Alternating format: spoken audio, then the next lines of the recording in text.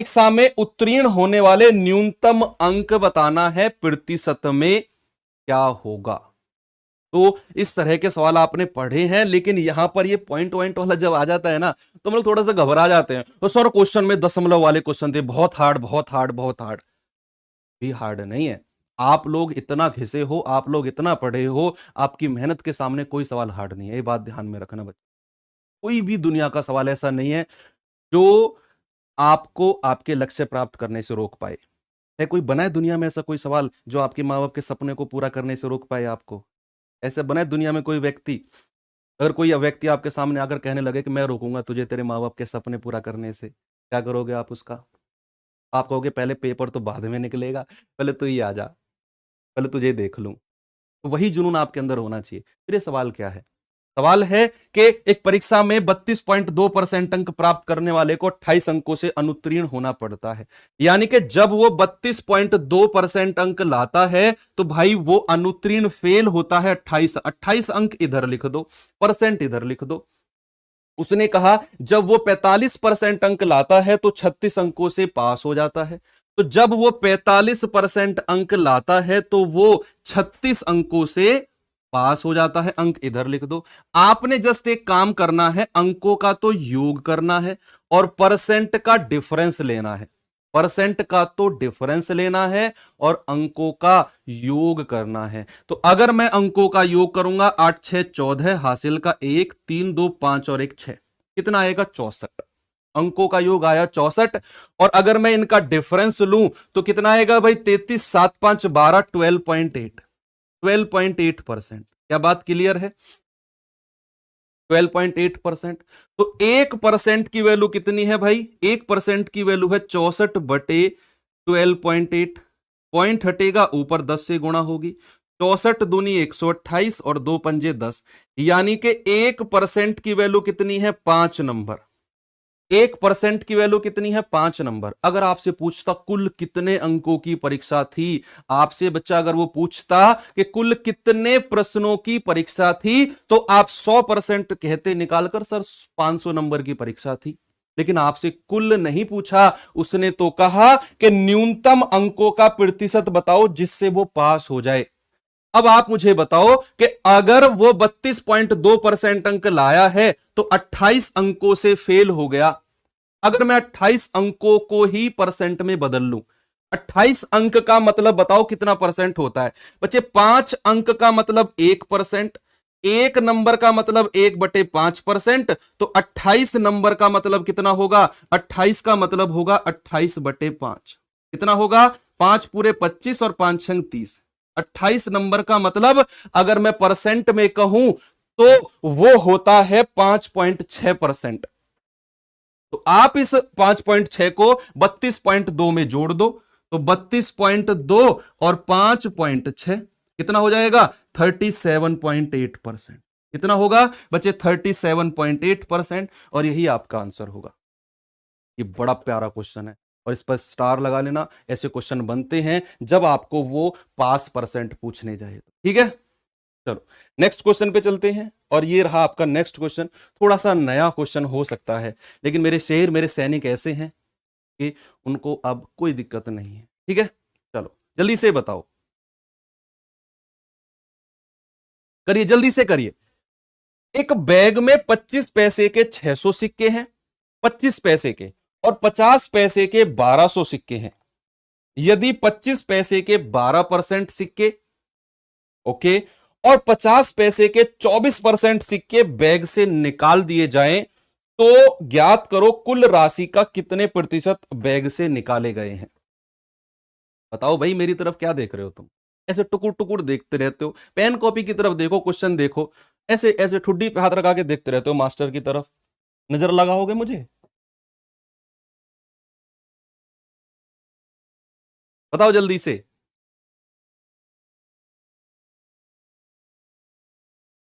सवाल है कि एक बैग में 25 पैसे के और कितने कितने पैसे के सिक्के हैं भाई? 25 पैसे के और 50 पैसे के सिक्के हैं। 25 पैसे और 50 पैसे के सिक्के हैं।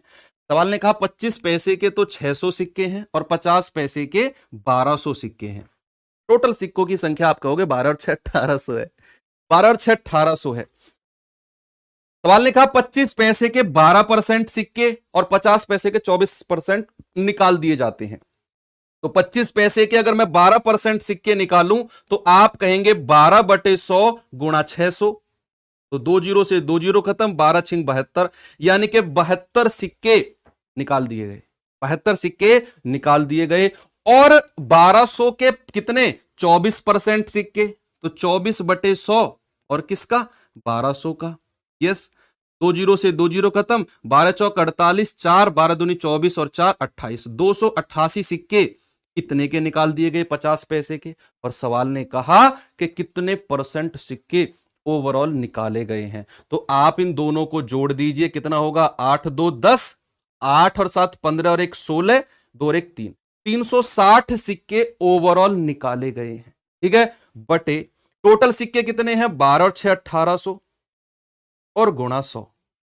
तो जल्दी से बता दो 18 दूनी 36, यानी कि 20% सिक्के ओवरऑल निकाले गए हैं। 20% ही तो आ रहा है, 21.6 नहीं 20% आएगा भाई। 8 और 2 10 हासिल का 1, 8 7 15 और 1 16 हासिल का 1, 2 और 1 360 और टोटल 12 और 6 1800 है। सही है, 20% ही आएगा, है ना। 20%, 20% तो शायद टाइपिंग एरर हुआ है, 20% है। गुड, चलो नेक्स्ट क्वेश्चन की तरफ जल्दी से इसका आंसर बता दो आप लोग। ये सेम सवाल है, मैं कह रहा हूं सेम सवाल है, उम्मीद करता हूं कि इस सवाल का आंसर आप लोग बताएंगे जल्दी से।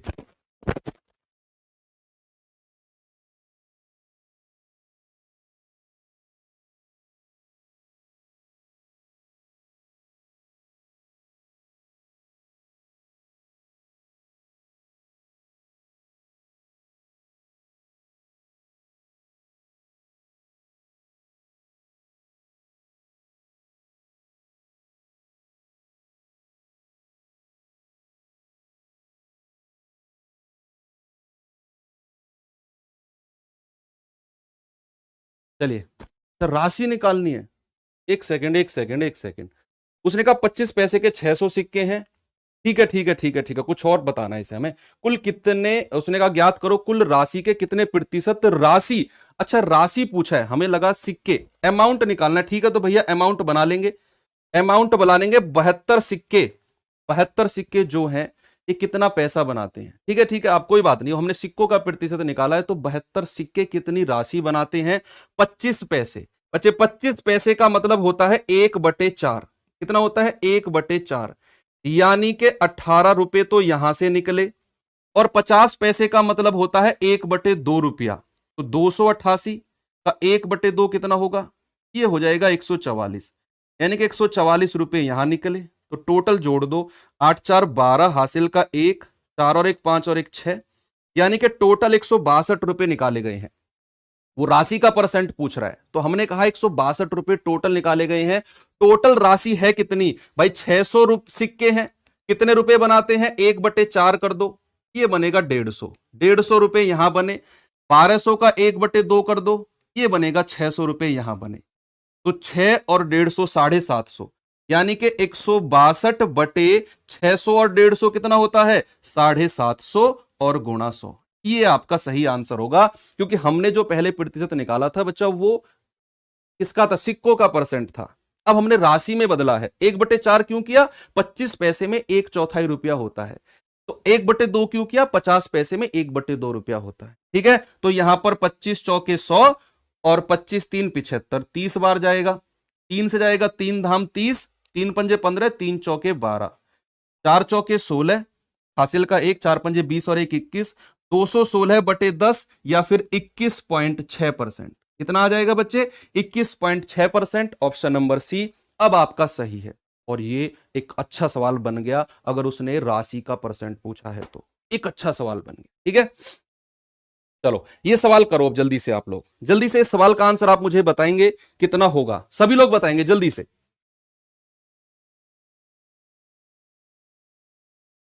जल्दी से आंसर बताएंगे क्या होगा। एक परीक्षा 900 लड़कियां और 1100 लड़कों द्वारा दी गई। 900 लड़कियां और 1100 लड़कों द्वारा दी गई, जिसमें 40% लड़कियां और 50% लड़के उत्तीर्ण यानी के पास हुए हैं। सवाल ने कहा तब अनुत्तीर्ण छात्रों का प्रतिशत बताना है, क्या होगा। इसमें भी वही कॉन्सेप्ट लगना है, सेम कॉन्सेप्ट है। आप देखेंगे उसने कहा परीक्षा में 900 लड़कियां हैं, भाई गर्ल्स कितनी हैं और बॉयज कितने हैं। 900 तो लड़कियां हैं और बॉयज कितने हैं, 1100 लड़के हैं। 900 लड़कियां हैं और 1100 लड़के हैं, ठीक है। सवाल ने आपसे कहा कि 40% जो लड़कियां हैं और 50% लड़के पास हो गए हैं, पास हो गए हैं ये। तो अनुत्तीर्ण का प्रतिशत पूछा है, तो आप अनुत्तीर्ण का ही पूछो, परसेंट कितना है। आप मुझे एक बात बताओ कि अगर 40% लड़कियां पास हुई हैं, अगर 40% लड़कियां पास हुई हैं, तो कितने परसेंट लड़कियां फेल हो गई, कितने परसेंट लड़कियां फेल हो गई। तो आप कहेंगे सर 60% फेल हो गई, 60% फेल हो गई। अगर 50% लड़के पास हुए हैं, तो क्या 50% लड़के फेल हुए हैं, क्या 50% लड़के फेल हुए। फेल का परसेंट निकाला है मैंने, है ना। अब क्या करना है भाई, 900 का 60% निकाल दो। कोई जरूरत नहीं है, कोई जरूरत नहीं है, और आपके लिए आसान बनाता हूं, देखना चीजें क्या क्या। इनका रेशियो बना लो संख्या का, देखो 2 जीरो से 2 जीरो खत्म। हमेशा संख्या का रेशियो बना लो, बहुत आसान बना रहा हूं आपके लिए चीजें। हमेशा संख्या का रेशियो बना लो और जो परसेंट है उसको गुणा कर दो। तो 60 गुणा 9 कितना होता है भाई, 540। 11 गुणा 5 कितना होता है, 550। यस, तो 0 5 4 9 5 4 9, 990 टोटल योग है। बटे बटे क्या करना है, संख्या का योग। 9 और 11 कितना होता है, 20। जीरो से जीरो खत्म, 2 चौके 8, 1 2 नाम 18 और 2 पंजे 10। तो कितना आ रहा है, ये बन रहा है 49। एक सेकेंड, एक सेकेंड, अभी पहले इनको जोड़ते हैं। 0 5 4 9 और 5 4 9 भाई।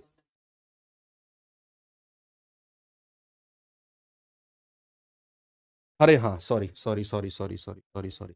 0 5 4 9 और 5 5 10, 1090 बटे 11 और 9 20। तो कितना आएगा, 2 पंजे 10, 2 चौके 8 और 2 पंजे 10, 54.5%। ऑप्शन नंबर सी, 54.5% सही जवाब है। ठीक है, आप लोग गलत करवा रहे हो, आप लोगों ने करवाया गलत, मैंने गलती नहीं की, आप लोगों ने गलत करवाया। मैं तो सही कर रहा था उसको। आपने कहा गुरुजी ना, पहले 990 करो, फिर उसको काटना, फिर आप 1090 करना। मैंने कहा चलो ठीक है यार, बच्चों को निराश थोड़ी किया जाएगा, कोई बात नहीं, अपने सर पर ही रख लेते हैं इस गलती को। ये सब आपका प्यार है। देखो सवाल लगा, एक परीक्षा में 37.5%। देखो इस तरह के सवाल मैंने 3 रखे हैं, रीजन है क्योंकि ये ट्रेंडिंग क्वेश्चन है, और उम्मीद करता हूं, मुझे पूरा विश्वास है किसी ना किसी शिफ्ट में इस तरह का सवाल बनेगा, 100% बनेगा। आप याद रखेंगे कि सर ने बताया था इस तरह का सवाल बनेगा, और बना है और बनेगा। सवाल है, परीक्षा में 37.5% लड़कियां हैं, ओके, केवल 62.5% लड़कियां और 75% लड़के पास हुए हैं, यह भी बात सही है। अनुत्तीर्ण लड़कियों की संख्या 342 है, तो अनुत्तीर्ण लड़कों की संख्या ज्ञात करो, क्या होगी। आप कर लेंगे इस सवाल को। भाई सबसे पहले तो आप मुझे बताओ, 37.5% का जो फ्रैक्शन होता है 3/8 होता है कि नहीं, 3/8, 3/8 होता है। और 62.5% का जो फ्रैक्शन होता है वो 5/8 होता है। 62.5% का जो फ्रैक्शन है वो 5/8 होता है।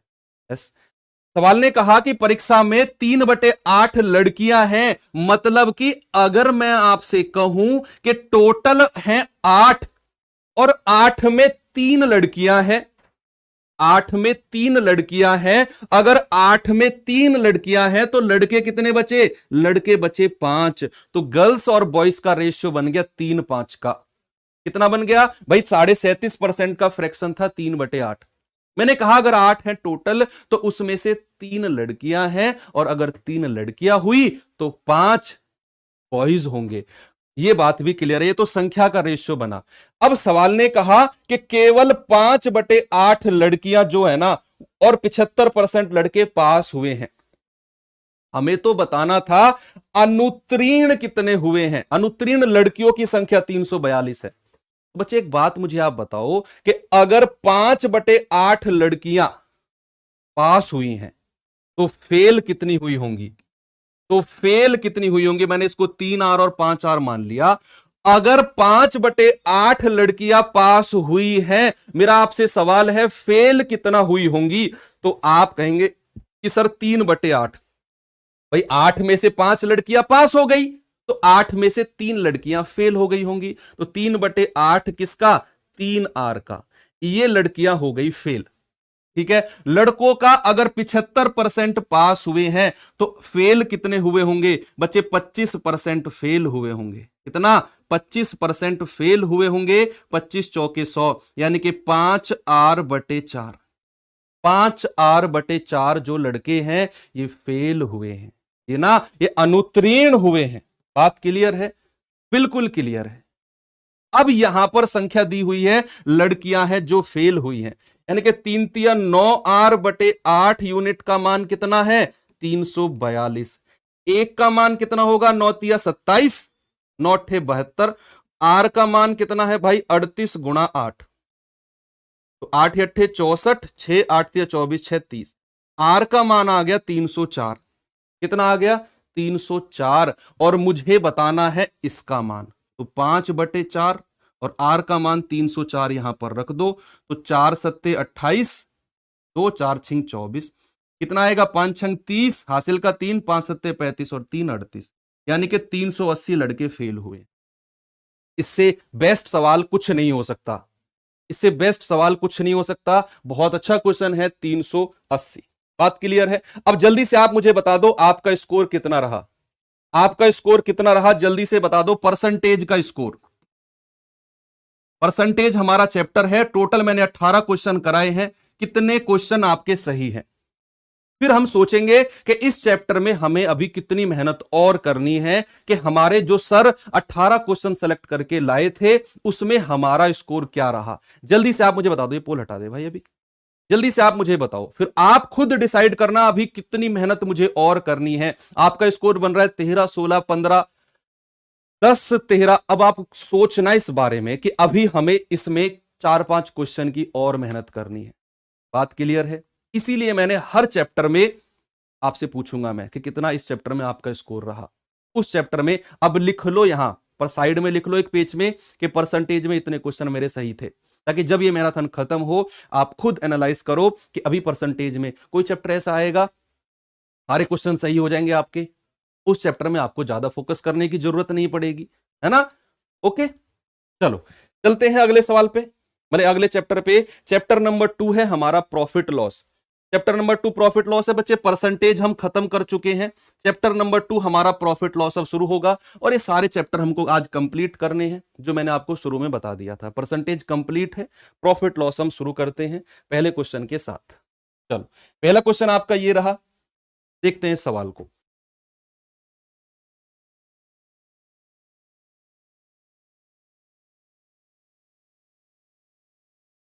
सवाल है, जयदीप 25 किलोग्राम चावल 16.5 रुपए प्रति किलोग्राम की दर से और 35 किलोग्राम चावल 24.5 रुपए प्रति किलोग्राम की दर से खरीदता है। दोनों को मिलाकर प्रति किलोग्राम किस दर से बेचे कि 25% का प्रॉफिट हो? चलो करो इस सवाल को कि उसे 25% का प्रॉफिट हो। भाई दो किस्म के चावल हैं, एक की कीमत है 16.5 रुपए प्रति किलो और वो 25 किलोग्राम है, दूसरे की कीमत है 24.5 रुपए प्रति किलो और वो 35 किलोग्राम है। दोनों को मिक्स किया उसने और कहा कि मिक्सचर को किस रेट पर बेचे कि उसके 25% का प्रॉफिट हो। तो आपका आंसर आ रहा है 15 15। कितना आ रहा है सभी का? अच्छा अपने स्कोर बता रहे हो अभी तक, तो 28.5 भी आ रहा है किसी का। चलो देखते हैं सवाल को, देखते हैं भाई। 25 किलोग्राम चावल है, 16.5 रुपए प्रति किलो के हिसाब से कितना पैसा इन्वेस्ट हुआ? कितना पैसा है जो इन्वेस्ट हुआ? आप कहेंगे सर 25 गुणा 16.5। जल्दी से इसे बता दो कितना बनेगा भाई। 25 पंजे 125, हासिल के 12, 25 छिक्के 150 और 12 162, हासिल के 16, 25 एकम 25 और 16 कितना होता है? 41, यानी कि 412.5 रुपए उसकी जेब से गए हैं 25 किलो चावल के। दूसरा किस्म था 35 किलो चावल है 24.5 रुपए के रेट से, 35 किलो चावल है 24.5 के रेट से, तो 35 गुणा 24.5 35 गुणा 24.5, भाई इसको गुणा करो, 35 पंजे कितना होता है 175, 175 का 5 हासिल के 17, 35 चौके 140 और 17 157 हासिल के 15, 35 दूनी 70 और 15 कितना होता है 85, यानी कि 857.5 रुपए यहां उसके लगे। अगर मैं कहूं टोटल कॉस्ट प्राइस कितना है, टोटल क्रिय मूल्य कितना है, तो बच्चे आप इन दोनों को जोड़ दो, कितना करेंगे 5 और 5 10 हासिल का 1, 7 और 2 9 और 1 10 हासिल का 1, फिर कितना आएगा 5 और 1 6 और 1 7, 8 4 12। आप कहेंगे सर 1270 रुपए, कितना है भाई 1270 रुपए टोटल कॉस्ट प्राइस है, यानी कि जो जयदीप की जेब से गया है वो 1270 रुपए गया है। अब इस 1270 रुपए पर जयदीप को 25% का लाभ कमाना है। कितने परसेंट का? जयदीप को कमाना है 25% का लाभ। तो भाई 1270 का 25% बता दो कितना होगा। 1270 गुणा 25 बटे 100, 25 एकम 25, 25 चौके 100, 2 से कटेगा, 2 दूनी 4, 2 छिक्के 12, 2 तिया 6, 2 पंजे 10, यानी कि आप कहेंगे 635 बटे 2। इतने रुपए में इतना रुपए का उसे प्रॉफिट हो गया। 25% मत निकालो, आप सीधा 125% ही निकाल लो। भाई 1270 का अगर मैं 125% सीधा निकालू, 125% ही निकालो, ये सेलिंग प्राइस आ जाएगा कि वो 25% का लाभ कमाएगा ना, तो 125% में बेचेगा। तो आप सीधा सीधा भी अगर आप करोगे तो यहां 25 पंजे 125 और 25 चौके 100, 5 से जाएगा 5 0 0, 5 सत्ते 35 हासिल के 3, 5 दूनी 10 3 13 हासिल का 1, 5 एकम 5 और 1 6 बटे 4, कितना जाएगा 4 एकम 4 2, 4 पंजे 20 3, 4 अट्ठे 32 3, 4 सत्ते 28 और 4 पंजे 20, यानी कि 1587.5 रुपए में वो बेचेगा। 1587.5 रुपए में वो बेचेगा। ये बात क्लियर है। और उसे कितने किलो चावल बेचना है? 25 किलो चावल तो ये और 35 किलो ये, तो 1587.5 बटे टोटल आप जोड़ेंगे 3 2 5 और 1 6, 60 से डिवाइड कर देंगे, बस 60 से डिवाइड कर देंगे, आपका आंसर आ जाएगा किस रेट पर बेचेगा। तो करिए सॉल्व इसको। भाई पॉइंट हटेगा 0, 6 से जाएगा 6, 100 बार कटेगा, 6 दूनी 12, 3 6 छिंग 36, 2 6 चौके 24, 3 6 पंजे 30, यानी कि लगभग 26.45 के आसपास, लगभग 26.45 के आसपास। और वो एक ही ऑप्शन में है, ऑप्शन नंबर ए। लगभग 26.45 के आसपास, 26.5 ही बनता है और वही आपका आंसर है। बात क्लियर है? तो 26.5 आपका एग्जैक्ट आंसर आ जाएगा। ठीक है, ओके। चलो नेक्स्ट क्वेश्चन पे चलते हैं। नेक्स्ट क्वेश्चन सेकंड नंबर है, ये रहा सवाल। बताओ बच्चा जल्दी से क्या इसका आंसर होगा। सभी लोग देखो, जब भी कोई मैराथन शुरू होती है ना, कोई भी क्लास शुरू होती है, उसमें वैकेंसी बहुत सारी हैं, बच्चे बहुत सारे हैं। आपने देखा होगा शुरू में इतने बच्चे उमड़ के आते हैं, इतने सारे बच्चे उमड़ के आते हैं भाई, तो इतने बच्चे। लेकिन जैसे वो क्लास आगे बढ़ती है ना, जब वो क्लास लास्ट होती है तो 50% बच्चा ही बचता है बस। और आप मेरा विश्वास करो, असली कंपटीशन वाला बच्चा वही है, असली कंपटीशन वाला बच्चा वही है जो क्लास के लास्ट तक टिके। शुरू में तो दर्शक आते हैं देखने। आपने देखा हो ना, सड़क पे बंदर बंदरे का खेल चल रहा है, डमरू बज रहा है, लोग भीड़ इकट्ठी होने लगती है, 10-15 मिनट देखती है, अबे चल रहे वहां काम है मुझे, वहां चल रहे हैं। लास्ट में वही बचते हैं जिनको इंटरेस्ट होता है देखना है लास्ट में बंदर और बंदरिया की शादी होगी या नहीं। जिनको इस बात में इंटरेस्ट है वही लास्ट तक टिकते हैं, यानी कि जिनको फाइनल परिणाम देखना है, जिनको फाइनल रिजल्ट देखना है क्या होगा। तो सवाल देखेंगे, जब एक वस्तु को 200 रुपए में बेचा जाता है तो 25% का लाभ होता है। ओके, यदि ऐसी 6 वस्तुओं को 1056 में बेचा जाए तो प्रतिशत लाभ या हानि बताओ क्या होगी। यह सवाल आपको थोड़ा सा परेशान कर सकता है।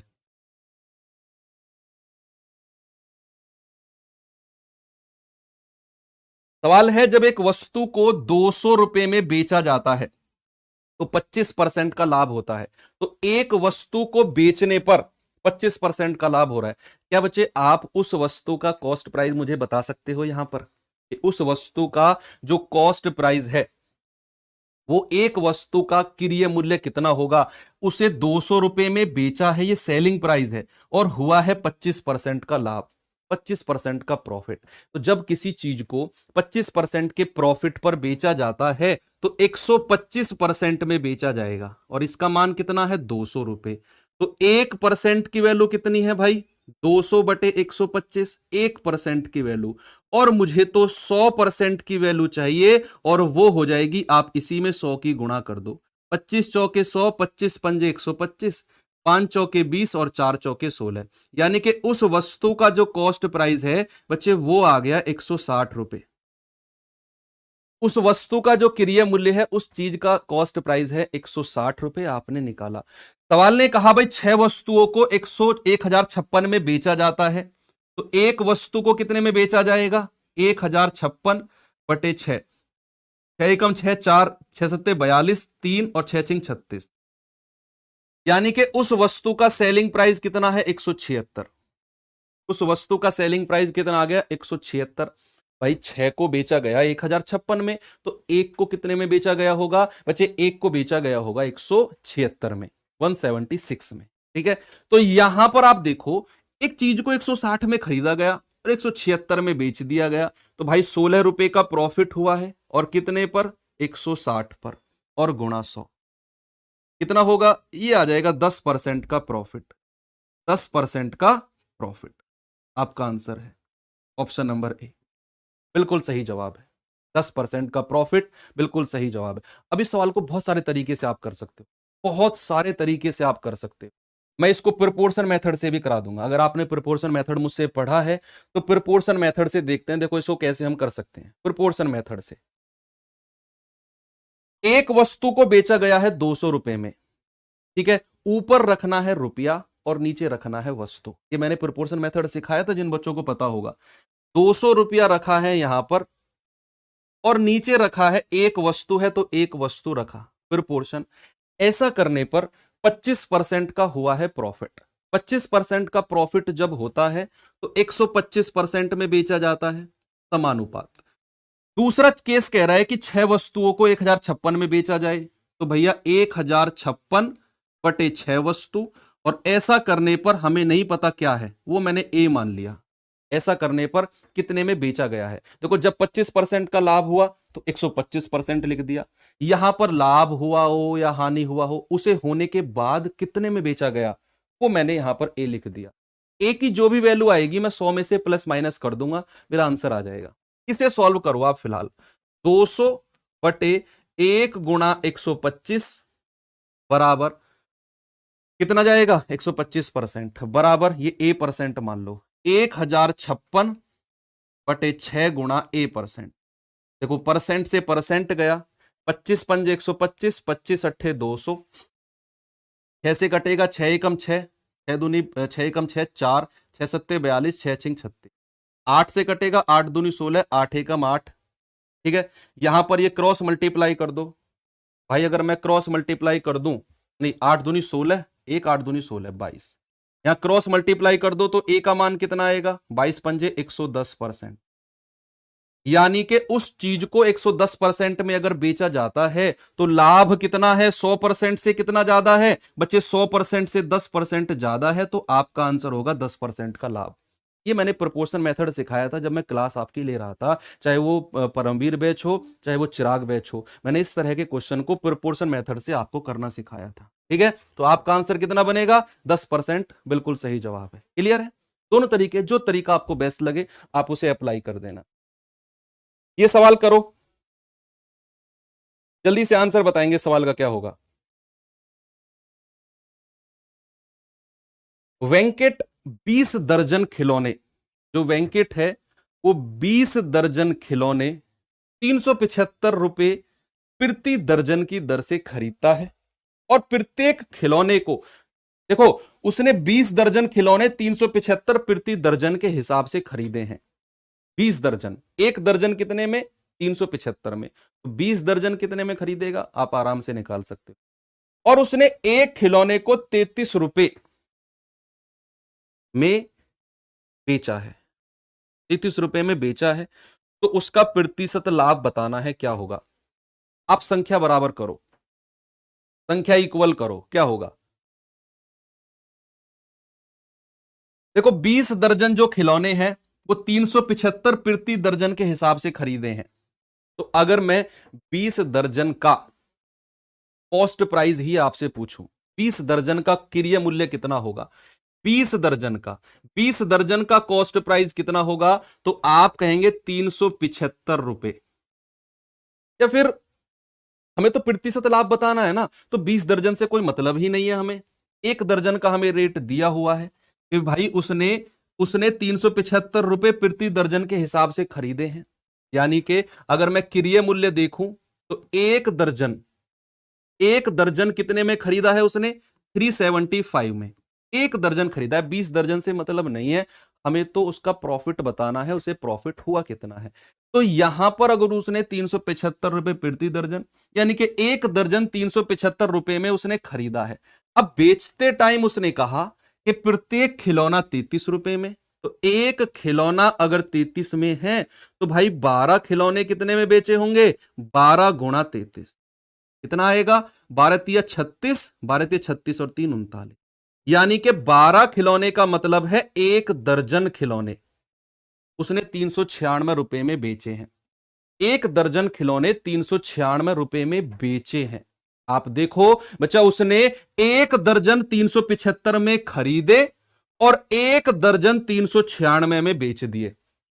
परसेंटेज प्रॉफिट तो मैं यहीं से बता दूंगा, मुझे 20 दर्जन की कोई मतलब ही नहीं है, चाहे 40 बोले, 60 बोले, 100 बोले, कोई फर्क नहीं पड़ता। भाई उसने कहा 375 रुपए प्रति दर्जन से खरीद, यानी कि एक दर्जन उसने 375 में खरीदा और बेचते टाइम उसने कहा कि एक खिलौना 33 रुपए में बेचा। एक खिलौना, तो एक खिलौना अगर 33 में बेचा तो 12 खिलौने बेचे होंगे, 12 गुणा 33 396, यानी कि एक दर्जन 396 में बेचे हैं। तो परसेंटेज प्रॉफिट भाई कितना ज्यादा जाएगा, आप कहेंगे कि सर 15 और 6 21 रुपए ज्यादा है प्रॉफिट परसेंट, है ना, 21 रुपए ज्यादा है ना, और क्रय मूल्य कितना है 375 और गुणा 100, तो ये 25 से काट दो, 25 चौके 100, 25 एकम 25, 25 पंजे 125, 3 पंजे 15, 3 सत्ते 21, कितना जाएगा 7 चौके 28 बटे 5, तो 5 पूरे 25, 5 छंग 30, 5.6%। ऑप्शन नंबर बी आपका सही जवाब है। कितना आएगा 5.6%। सभी का क्लियर आ रहा है। चलो नेक्स्ट क्वेश्चन पे चलते हैं। इस सवाल पे आएंगे भाई, 12 नोटबुक बेचकर एक विक्रेता 2 नोटबुक के विक्रय मूल्य के बराबर लाभ कमाता है, तो उसका प्रतिशत लाभ कितना होगा, जल्दी से बता दो।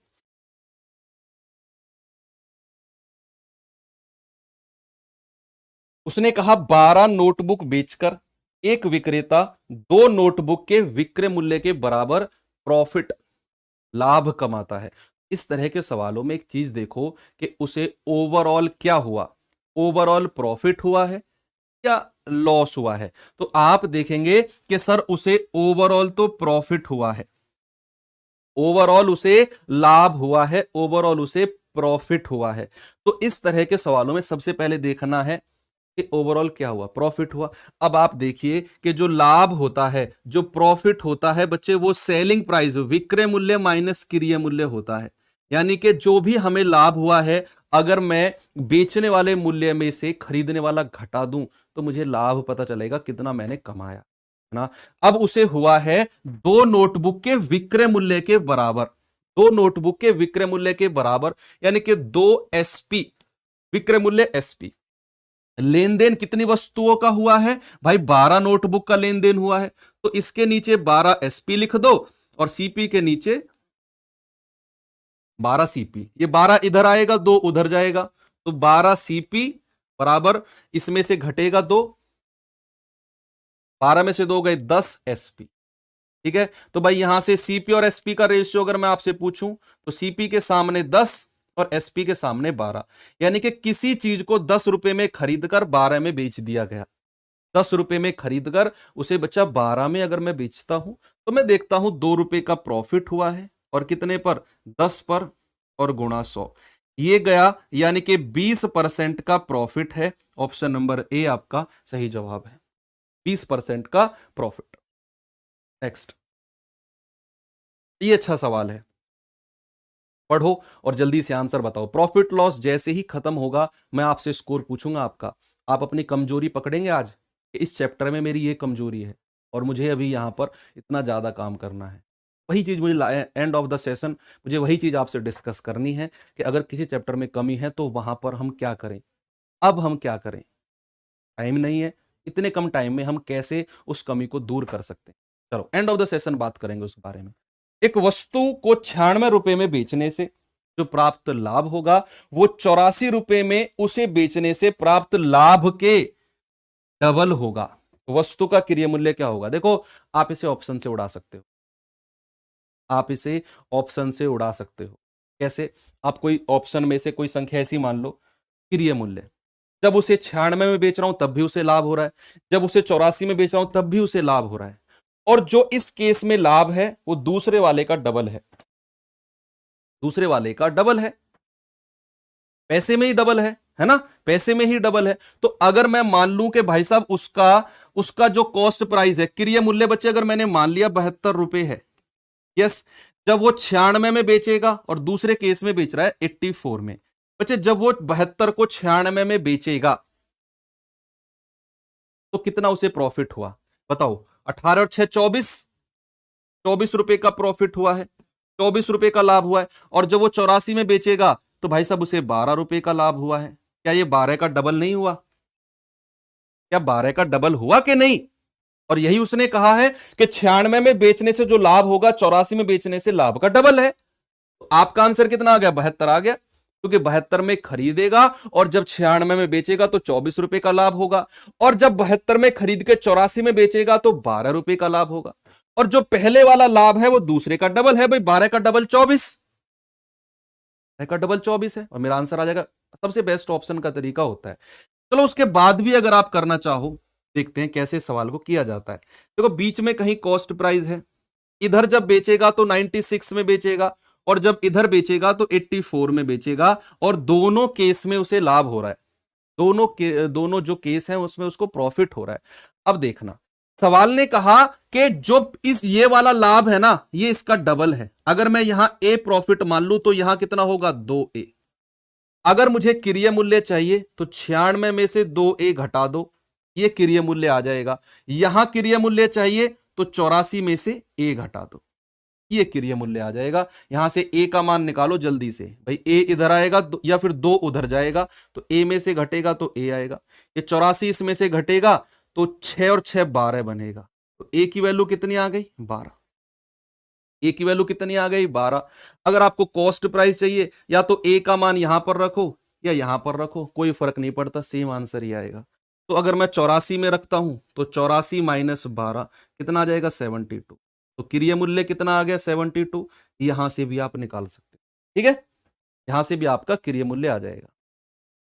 ओके, चलो नेक्स्ट क्वेश्चन पे चलते हैं।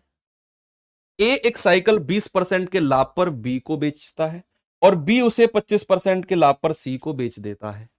यदि सी 225 रुपए का भुगतान करना है, सी को 225 रुपए का भुगतान करना है, तो ए ने उस साइकिल को कितने रुपए में खरीदा होगा? रेशियो मेथड लगाओ, बेस्ट तरीके से आंसर आएगा आपका। जल्दी से बताओ क्या होगा।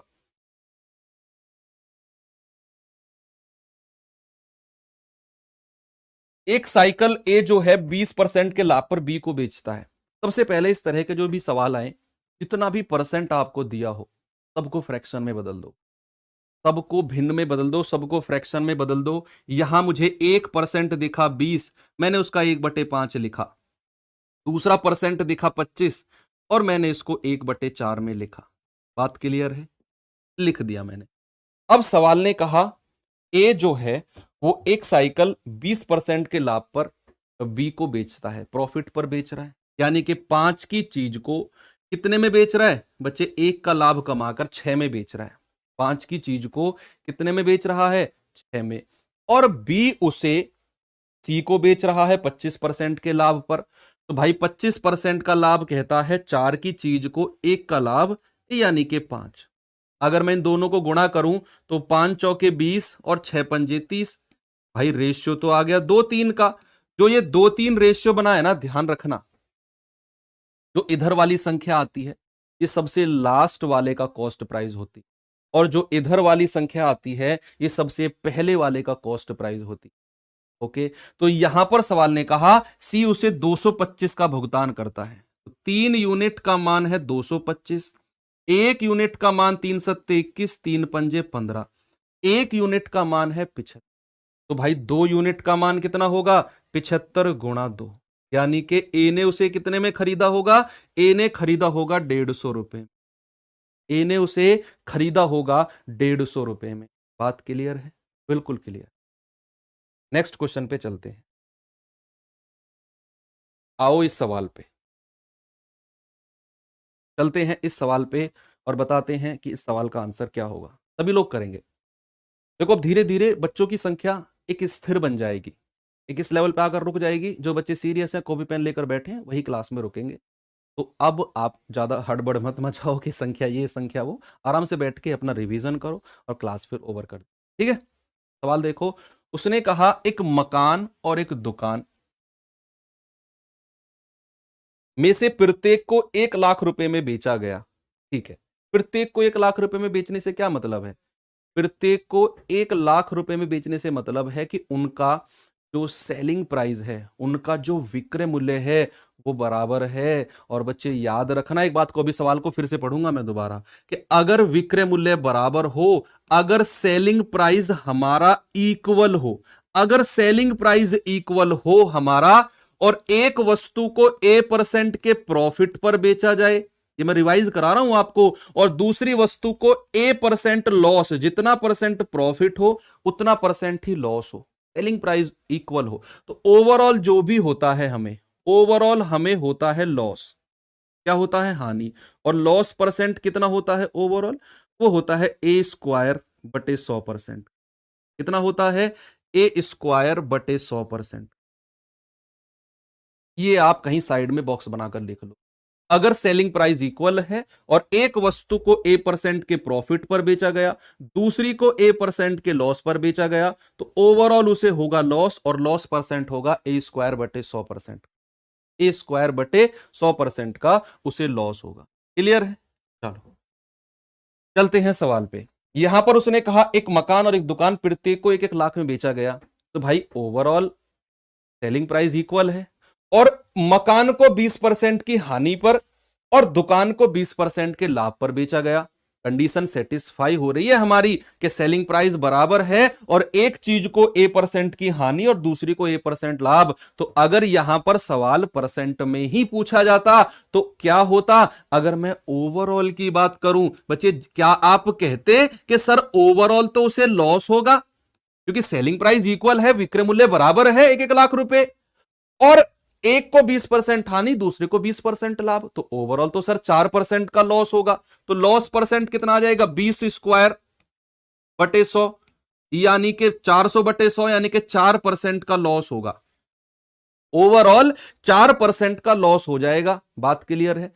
तो जब दोनों वस्तुओं पर, यानी कि मकान और दुकान, दोनों पर 4% की हानि हो रही है, तो कितने में बेचा जा रहा है दोनों को? आप कहेंगे सर 4% की हानि का मतलब है कि उन दोनों को मिलाकर 96% में बेचा जा रहा होगा। उन दोनों को मिलाकर क्या 96% में बेचा गया होगा? यस और नो? अगर दोनों पर 4% का लॉस हुआ है तो क्या दोनों को मिलाकर 96% में बेचा गया होगा? और दोनों का विक्रय मूल्य कितना है भाई? 1 लाख रुपया दुकान का और 1 लाख मकान का। तो दोनों का विक्रय मूल्य कितना है? 2 लाख हो गया। दोनों का विक्रय मूल्य 2 लाख। तो 1% की वैल्यू कितनी है? 2/96, 1% की। और हमें तो लॉस बताना है, तो 4% की वैल्यू कितनी होगी? 2/96 और गुणा 4। तो 2 से जाएगा 2 × 4 = 8, 2 × 8 = 16, 4 से जाएगा 12, यानी कि ओवरऑल भाई साहब उसे 1/12 लाख की हानि होगी। ओवरऑल जो उसे होगी वो 1/12 लाख की हानि होगी। आंसर कितना होगा? ऑप्शन नंबर आपका सी बिल्कुल सही जवाब। बिल्कुल सही जवाब है ऑप्शन नंबर सी, 1/12 लाख। चलते हैं नेक्स्ट क्वेश्चन की तरफ। ये रहा नेक्स्ट क्वेश्चन। चलो इसी तरह का मैंने सवाल थोड़ा सा चेंज किया, मैंने सवाल को। ये 2-3 चैप्टर हैं बच्चे, बहुत जिनमें गौर करके पढ़ना है। एक तो आपका परसेंटेज हो गया, एक आपका प्रॉफिट लॉस हो गया, और एक आपका चैप्टर है टाइम स्पीड डिस्टेंस। ये 3 चैप्टर ऐसे हैं जिनमें सवाल कंफर्म है 1 से 2 क्वेश्चन आने। तो 3 चैप्टर तो ये मान लो आपकी हाई प्रायोरिटी पर रहनी चाहिए, प्राथमिकता पर रहनी चाहिए। ये कुछ 3 चैप्टर्स, परसेंटेज, प्रॉफिट लॉस और आपका टाइम स्पीड डिस्टेंस, तीनों चैप्टर आज मैं आपको कराऊंगा। एक हो चुका है, परसेंटेज प्रॉफिट लॉस होने वाला है, बाद डिस्काउंट होगा। ठीक है, चलो। सवाल ने कहा दो वस्तुओं की कुल लागत 1680 है। कुल लागत देखो, यहां विक्रय मूल्य की बात नहीं कर रहा, वो टोटल कितना रुपया लगा, लागत यानी कि कॉस्ट प्राइस। फिर उसने कहा यदि उसमें से एक को 12% के लाभ पर और दूसरे को 16% की हानि पर बेचा जाए तो कुल मिलाकर ना तो लाभ होगा ना हानि, यानी कि नो प्रॉफिट नो लॉस का केस बनेगा। तो यहां पर आप वो तरीका नहीं लगा सकते जो अभी मैंने आपको बताया, वो तरीका ही अलग है। वहां पर सेलिंग प्राइस इक्वल होना चाहिए, विक्रय मूल्य बराबर होना चाहिए। एक वस्तु को A% प्रॉफिट, दूसरी वस्तु को A% हानि, तो कुल मिलाकर उसे हानि होगी। और वो हानि कितने की होगी, A² बटे 100% की। वो केस ही अलग है। यहां उसे दोनों का विक्रय मूल्य, क्रिय मूल्य दिया हुआ है, कॉस्ट प्राइस।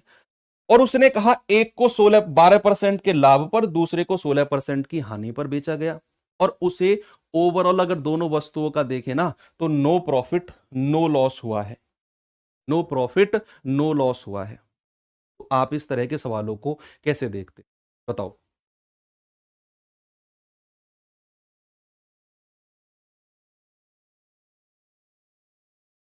आप इसे एलिगेशन से भी कर सकते हो, इस तरह के सवाल को आप एलिगेशन से भी कर सकते हो। आप देखो, एक वस्तु को 12% के लाभ पर बेचा गया, तो भाई 12% का प्रॉफिट यहां पर लिखो। दूसरी वस्तु को 16% की हानि पर बेचा गया, तो माइनस का 16% यहां पर लिख दो। हानि को बच्चे माइनस में लिखेंगे, हानि को माइनस में लिखेंगे, है ना। तो यहां पर ओवरऑल उसने कहा overall no profit no loss. बच्चे नो प्रॉफिट नो लॉस का मतलब है जीरो। जब भी नो प्रॉफिट नो लॉस आएगा तो जीरो मानेंगे, यानी कि ना तो हम घाटे में गए और ना ही हम फायदे में गए, जीरो पे रुक गए। अब आप यहां एलिगेशन लगा दो। बच्चे जीरो जो है देखो 12 से तो छोटा है, लेकिन माइनस के 16 से बड़ा है जीरो, इसीलिए ये मिक्सचर पॉसिबल है। 12 में से जीरो गए 12, और जीरो में से माइनस के 16 जाएंगे तो प्लस का 16 निकल के आएगा। तो 4×3 = 12 और 4×4 = 16। बच्चे ये इनके कॉस्ट प्राइस का रेशियो आ गया, ये इनके क्रिय मूल्य का रेशियो आ गया। तो सवाल कह रहा है दोनों को मिलाकर, यानी कि 4 और 3 7 यूनिट, भैया कुल लागत 1680 है। आप ऐसा मत कर देना कि एक का 1680 है तो दो का 3200, 3360, 8 दूनी 16, 3360 होगा, नहीं। ये कुल लागत बोला है, दो वस्तुओं की कुल लागत, टोटल दोनों पर 1680 रुपए लग रहा है। तो 7 यूनिट का मान है 1680, तो एक का मान कितना है, 7 दूनी 14, 7 चौके 28, 240 है भाई। तो चार का मान कितना होगा, 240 गुणा 4 यानी कि 960, और तीन का कितना होगा, 720। 960 और 720 उनका क्रिया मूल्य होगा, ऑप्शन नंबर बी। तो बड़ा प्यारा सा आंसर आ जाएगा आपका एलिगेशन लगाकर। ठीक है, चलो ये सवाल देखते हैं, जल्दी से बता दो अब इसका आंसर क्या है, रीड करो, जस्ट रीड करेंगे आप।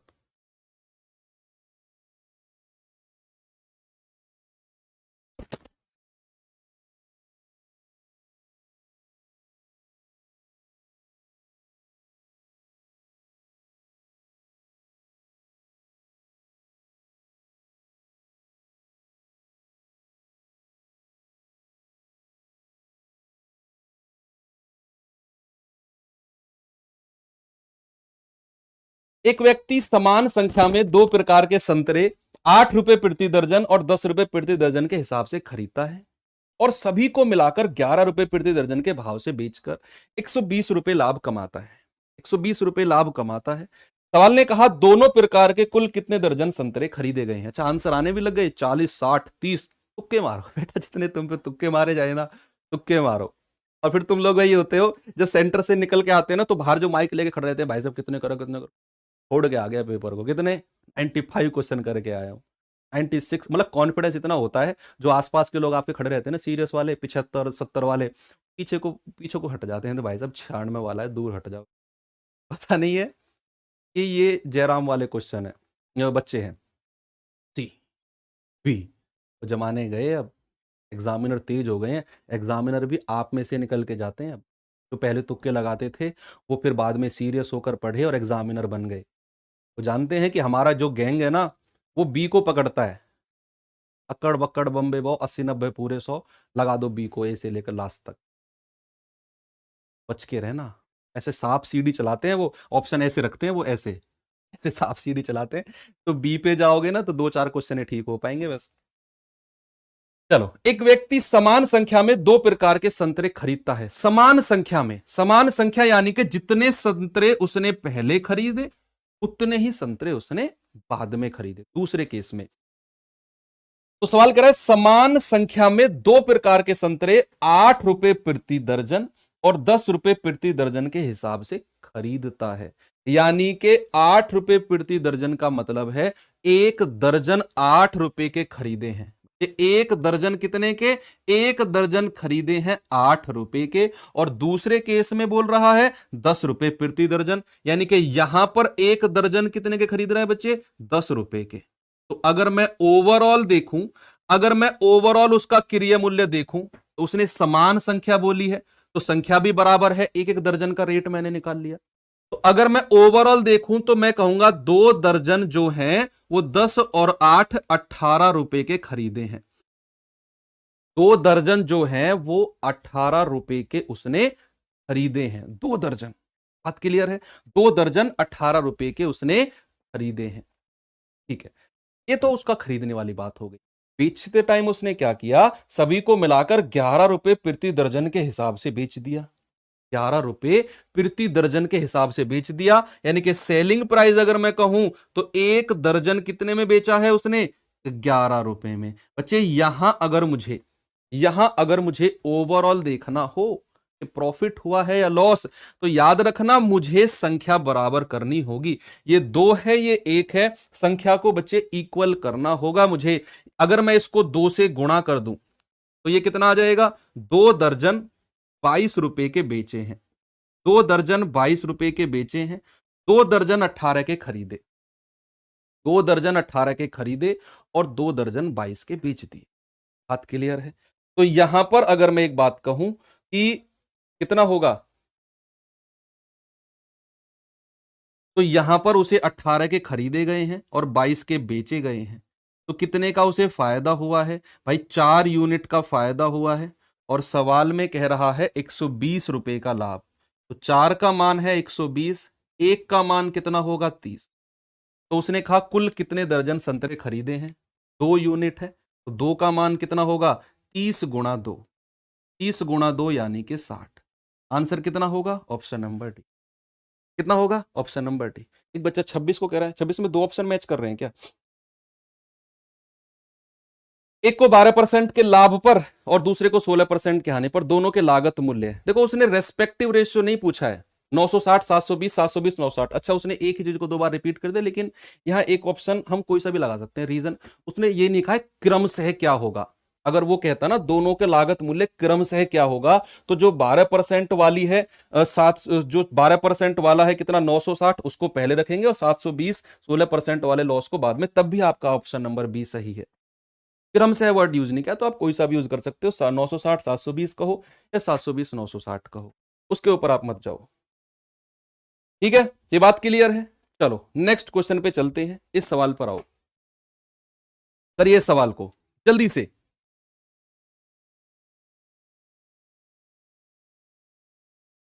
सवाल है कि एक दुकानदार 1/3 सामान को 15% की हानि पर बेचता है। 1/3 सामान को 15% की हानि पर बेचता है और शेष सामान को वह कितने परसेंट लाभ पर बेचे कि संपूर्ण लेन देन में उसे 10% का लाभ प्राप्त हो। देखो ये जो सवाल है ना, एलिगेशन से भी आप कर सकते हो। आप इसे एलिगेशन से भी कर सकते हो, आप इसे उस तरीके से भी कर सकते हो जो मैं अक्सर इस तरह के सवालों में बताता हूं कि जब किसी हिस्से को, जब किसी भाग को किसी परसेंट पर बेचा जाता है, ये तरीका है ना। दोनों तरीके से करके देखते हैं कि हमारा आंसर आ पाता है या नहीं। चलो, सवालों पे कम फोकस, तरीके पे ज्यादा फोकस रखो आज। कि किस तरीके से चीजें हमें बताई जा रही। सवाल कहता है एक दुकानदार 1/3 सामान 15% की हानि पर, तो एक तरफ तो रखो 15% की हानि माइनस का 15, और कह रहा है शेष सामान को कितने परसेंट के लाभ पर बेचे। तो यहां पर वो नहीं पता, हमें यही पूछा है दूसरे कि ओवरऑल उसे 10% का लाभ हो, सेंटर में 10% का प्रॉफिट है, नीचे भी रेशियो बना है, नीचे भी रेशियो बना है कौन सा, 1/3 समान। 1/3 समान का मतलब है बच्चे कि अगर 3 समान टोटल है, अगर 3 समान टोटल है तो 1 यूनिट को बेचा है उसने यहां, और बचा कितना, 2 यूनिट। नीचे रेशियो है 1:2, तो 1 को तो बेच दिया 3 में, तो शेष बचा, तो नीचे रेशियो बन गया 1 और 2 का। अब यह चीज हमें बतानी है बच्चे, अगर आप 10 में से 15 घटाते हो, माइनस का 15 घटाते हो, तो ये 25 बनेगा। जब 10 में से आप -15 घटाओगे ना, तो ये 25 बनेगा भाई, माइनस और माइनस प्लस हो जाएगा, ध्यान रखना आप, माइनस और माइनस प्लस हो जाएगा। तो 2 यूनिट का मान है 25, 1 यूनिट का मान कितना है 12.5, 1 यूनिट का मान कितना है 12.5, 1 यूनिट का मान है 12.5, और मुझे निकालना है यहां पर, देखो 10 से एक संख्या छोटी है -15, एक संख्या 10 से बड़ी होनी चाहिए, ये वाली संख्या 10 से बड़ी होनी चाहिए, उसके लिए इन दोनों को ऐड होना पड़ेगा। तो 12, 12.5 और 10 कितना हुआ, 22.5%। कितना आ गया बच्चे, 22.5%। ये एलिगेशन तरीका है, इसको करते हैं उस तरीके से जो मेरा फेवरेट तरीका है, मुझे बड़ा अच्छा लगता है वो तरीका है इस तरह के सवालों में, चाहे वो सिंपल इंटरेस्ट साधारण ब्याज का सवाल हो, चाहे वो परसेंटेज का हो, चाहे वो प्रॉफिट लॉस का हो, जहां भी बात आती है हिस्सेदारी की, तो इतना हिस्सा इतने परसेंट लाभ, इतना हिस्सा इतने परसेंट हानि, या इतना हिस्सा इतने परसेंट के ब्याज पर दिया गया, इतना हिस्सा इतने परसेंट के ब्याज पर दिया गया, मैं हमेशा उसी मेथड की तरफ जाता हूं जो मैं आपको बताने वाला हूं। देखना, यहां पर टोटल जो बात करी गई है 1/3 की करी गई है। 1/3 का मतलब है बच्चे कि अगर 3 टोटल है तो एक हिस्सा उसने 15% की हानि पर बेचा है, एक हिस्सा उसने, इस तरीके को गौर से सीखना। 1/3 का मतलब है 1/3, यानी कि 3 अगर टोटल है तो एक हिस्सा उसने 15% की हानि पर बेचा है, तो 1 गुणा हानि का मतलब होता है -15, और बराबर कितना आ जाएगा, -15। अब वो कह रहा है कि शेष सामान को कितने परसेंट लाभ पर बेचे। भाई अगर 3 टोटल है, एक की बात मैं कर चुका हूं, तो टोटल कितना बचा, शेष बचा 2, 2 को कितने परसेंट, यहां क्या आएगा कि ओवरऑल उसे पूरे संपूर्ण पर 10% लाभ हो, कल तो 3 है, और उस पर अगर 10% का लाभ होगा तो भाई आ जाएगा 30%। अब आप मुझे एक बात बताओ कि यहां पर मुझे प्लस का 30 लाना है, अब आप लोग उस बात का आंसर देंगे जो मैं आपसे पूछने वाला हूं। यहां मुझे 30 चाहिए प्लस का, ये माइनस का 15 है, तो यहां मैं क्या लिख दूं, क्या लिख दूं, इसका नाम लिख दूं यहां, मतलब नाम नहीं, सॉरी, 30 यहां पर है, -15 यहां पर है, तो यहां पर मैं क्या लिख दूं कि मुझे ओवरऑल प्लस का 30 मिले। बच्चे यहां पर क्या मैं 30 लिख दूं, भाई 30 और 15, सॉरी, यहां पर क्या मैं 15 लिख दूं, 15 और 15 30, हाँ 15 नहीं, ये माइनस का 15 है, ये 15 और -15 जीरो बना देगा, यहां आपको 45 लिखना पड़ेगा, प्लस का 45 लिखना पड़ेगा, उस 45 में से -15 होगा तब जाके 30 आएगा। तो ये 45 आया होगा यहां से 2 से गुणा होके, तो ये संख्या क्या मिल गई, 45/2। भाई 45/2 की गुणा 2 में हुई होगी तब जाकर 45 आया होगा, तो आंसर कितना आ गया, 45/2, यानी कि 22.5%। तो शेष को उसने 22.5% के लाभ पर बेचा होगा। इसको बोलते हैं बढ़िया वाला मेथड, कोई नाम नहीं है इसका, बढ़िया वाला मेथड बोलते हैं, है ना। चलो नेक्स्ट क्वेश्चन पे चलते हैं। दूसरे को -15 आप अगर ले लोगे तो ओवरऑल तो -30 हो गया, -30 का मतलब है कि ओवरऑल उसे लॉस हुआ है, लेकिन सवाल में तो वो प्रॉफिट कह रहा है, आप दूसरे को -15 नहीं ले सकते, आपको नीचे प्लस का 30 चाहिए, तो दूसरे को आपने 45 ही मानना पड़ेगा। चलो, नाम लेवा रहे हो यार, एक आदमी एक वस्तु को 450 में बेचकर 20% की हानि उठाता है। वस्तु पर 20% का लाभ कमाने के लिए किस मूल्य पर उसे बेचना चाहिए? भाई जो एक्स्ट्रा इधर उधर के कमेंट कर रहे हैं ना, देखो मैं कहना तो नहीं चाहता, मेरी बात सुनना आप लोग। आपने बहुत सारे टॉपर्स के इंटरव्यू देखे होंगे, हमारे चैनल पर भी टॉपर्स के इंटरव्यू आते हैं। वो एक ही बात बोलते हैं कि सर जब मैं पढ़ाई करता था ना तो मैं कमेंट नहीं करता था, और वो आपसे अपील भी यही करते हैं कि सर मैं एक्स्ट्रा कोई कमेंट नहीं करता था, जो भी सर ने ऑप्शन कहा मैं उसी को कभी कभी कमेंट कर देता था। आप उस चीज पर फोकस रखो, टॉपर बनना है ना तो एक्स्ट्रा कमेंट मत करो कोई भी। और ये एक टॉपर की नहीं, आप हर टॉपर से पूछो, हर सेलेक्टेड बंदे से पूछो कि भाई जब आप पढ़ते थे ऑनलाइन क्या आप कभी कमेंट पर ध्यान देते?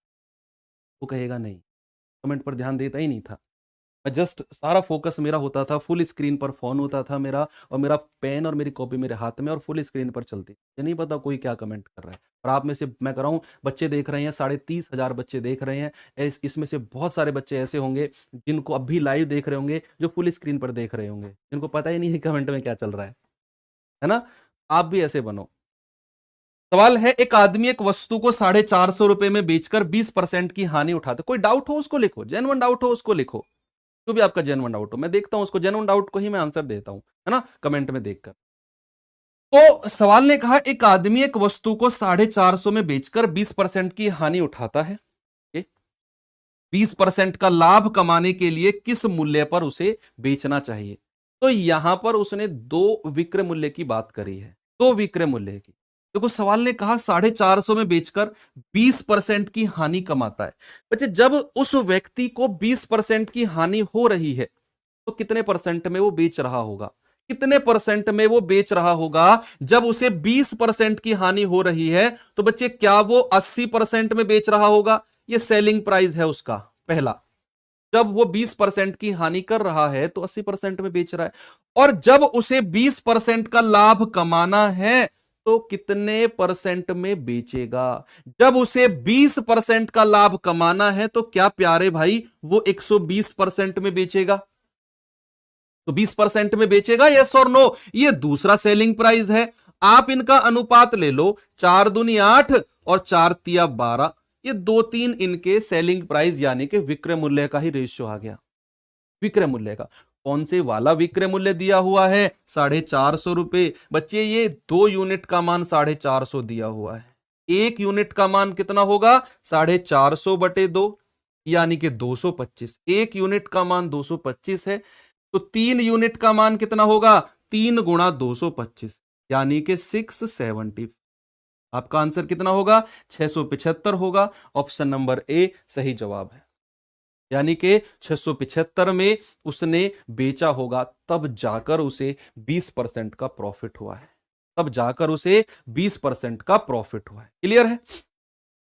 चलो नेक्स्ट क्वेश्चन पे चलते हैं। ये रहा आपका नेक्स्ट क्वेश्चन। ये इस तरह के सवाल बनते हैं जहां आपको ऑप्शन की हेल्प लेनी होती है, जहां आपको ऑप्शन की हेल्प लेनी होती है। जल्दी से करो। सवाल है, एक आदमी एक घड़ी 144 रुपए में बेचता है। यदि उसे लाभ का प्रतिशत संख्या लागत मूल्य के बराबर हो, यानी कि जितना उसे प्रॉफिट हुआ, जितने परसेंट उसे प्रॉफिट हुआ, उतना ही उसका कॉस्ट प्राइस है। भाई सपोज मैंने कोई चीज 50 रुपए में बेची, तो अगर मैंने उसको 30 में खरीदा होगा तो मुझे 30% का ही लाभ होना चाहिए। अगर मैंने उसको 40 में खरीदा होगा तो मुझे 40% का ही लाभ होना चाहिए। ऐसा सवाल ने कहा। और सवाल ने आपसे कहा कि बताओ उसका लागत मूल्य क्या है। बच्चे यहां से जो भी उसका लागत मूल्य होगा, देखो सेलिंग प्राइस जो है, जो यहां उसका विक्रय मूल्य है ना, वो 144 रुपए है। अब सवाल में देखना, जो उसका लागत मूल्य पूछ रहा है, जो उसका लागत मूल्य होगा उतने परसेंट ही प्रॉफिट होगा उसे। अगर मैं उसका लागत मूल्य, अगर मैं उसका कॉस्ट प्राइस 90 मान लेता हूं, मैंने ऑप्शन से उठाया कि उसने 90 में खरीदा है और 144 में बेचा है। अगर मैंने माना कि उसने 90 में खरीदा है तो बच्चे यहां प्रॉफिट परसेंट भी 90% आना चाहिए। यहां प्रॉफिट परसेंट भी 90% आना चाहिए। तो आप लोगों का मुझे कमेंट दिख रहा है सर 80, चलो चेक करेंगे, पहले 90 को चेक कर लेते हैं। मैंने माना उसका कॉस्ट प्राइस 90 है, 144 में बेचा, तो क्या उसने 54 रुपए का प्रॉफिट कर लिया? कितने पर? 90 पर, और गुणा 100। तो बताइए जल्दी से, 9 छिक्के 54, उसे होगा 60% का प्रॉफिट। कितने का? 60। क्या सही है? नहीं, यहां पर अगर मैंने 90 रुपए उसका कॉस्ट प्राइस माना है, तो उसका प्रॉफिट परसेंट भी 90% ही आना चाहिए। तो जो मैं ऑप्शन मान के चला हूं भाई साहब, वो हो जाएगा गलत। 90 में मान के चला हूं, 90 हो जाएगा गलत। तो फिर आप लोग रिक्वेस्ट कर रहे हो मुझसे, सर एक बार 80 मान के देख लो। तो मैं मानता हूं, चलो उसने 80 में खरीदा और उसने 144 में बेचा, तो यहां पर उसका प्रॉफिट परसेंट भी 80 ही आना चाहिए, 80 आना चाहिए। तो यहां पर आप मुझे बताओ कि क्या वो 64 रुपए का प्रॉफिट कमाएगा? कितने पर? 80 पर, और गुणा 100।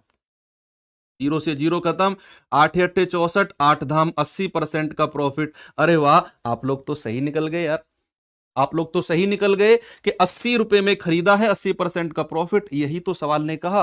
और मेरा आंसर आ जाएगा ऑप्शन नंबर सी। ठीक है, चलो दिखाना बच्चा क्या कह रहा है, थोड़ा थोड़ा ऊपर ऊपर चलना। ये हाँ,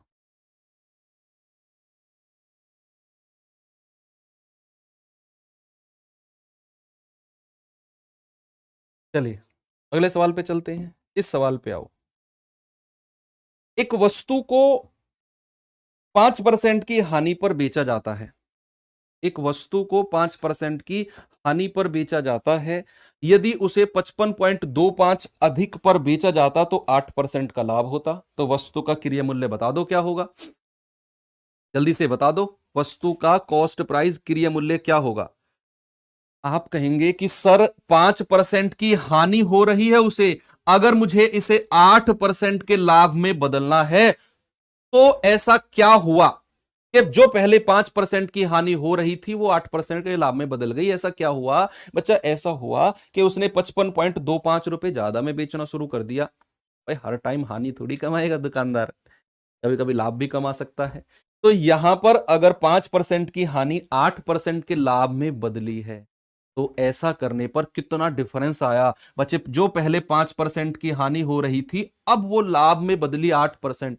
तो जो डिफरेंस है, जो अंतर है बच्चे, लाभ और हानि जब भी आए सवाल में, तो डिफरेंस जुड़ जाता है 8 + 5, टोटल होगा डिफरेंस 13% का। और जो ये 13% की जो वैल्यू है ना, ये 55.25 होगी। तो 1% की वैल्यू कितनी होगी? 55.25 बटे 13। तो कितना आएगा भाई? 55.25 बटे 13। ये पॉइंट हटेगा 0, तो 13 एकम 13, 13 × 3 = 39, 13 चौके 52, 3, 13 दूनी 26, 13 पंजे 65। तो 1% का मान कितना आ गया? 425 बटे 100। हमें तो 100% का वैल्यू चाहिए भाई। 100% की वैल्यू इसमें 100 की गुणा कर दो, 100 से 100 खत्म, यानी कि 425। तो उस वस्तु का क्रय मूल्य, उस आर्टिकल का जो कॉस्ट प्राइस है वो 425 होगा। आ गया? आप लोग पहले आंसर कैसे दे रहे हो? अगला क्वेश्चन का आंसर मैं आपसे पहले दूंगा, इसका आंसर मैं आपसे पहले दूंगा। 4 जमा करते 4 रुपये हानि होती है, 3 रुपए का लाभ, कितना प्रतिशत कितना होगा? चलो करते हैं यहां से, तुक्का नहीं भाई, तुक्का नहीं मारो, तुक्का मैं भी मार सकता हूं। 96, 24,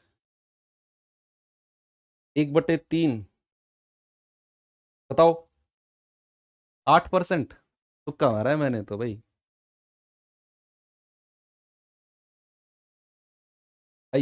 8% है मेरा। तो अब मेरे साथ देखो कितने लोग जाएंगे। हाँ, 2 3 2 4 मिल गए ना मेरे साथ।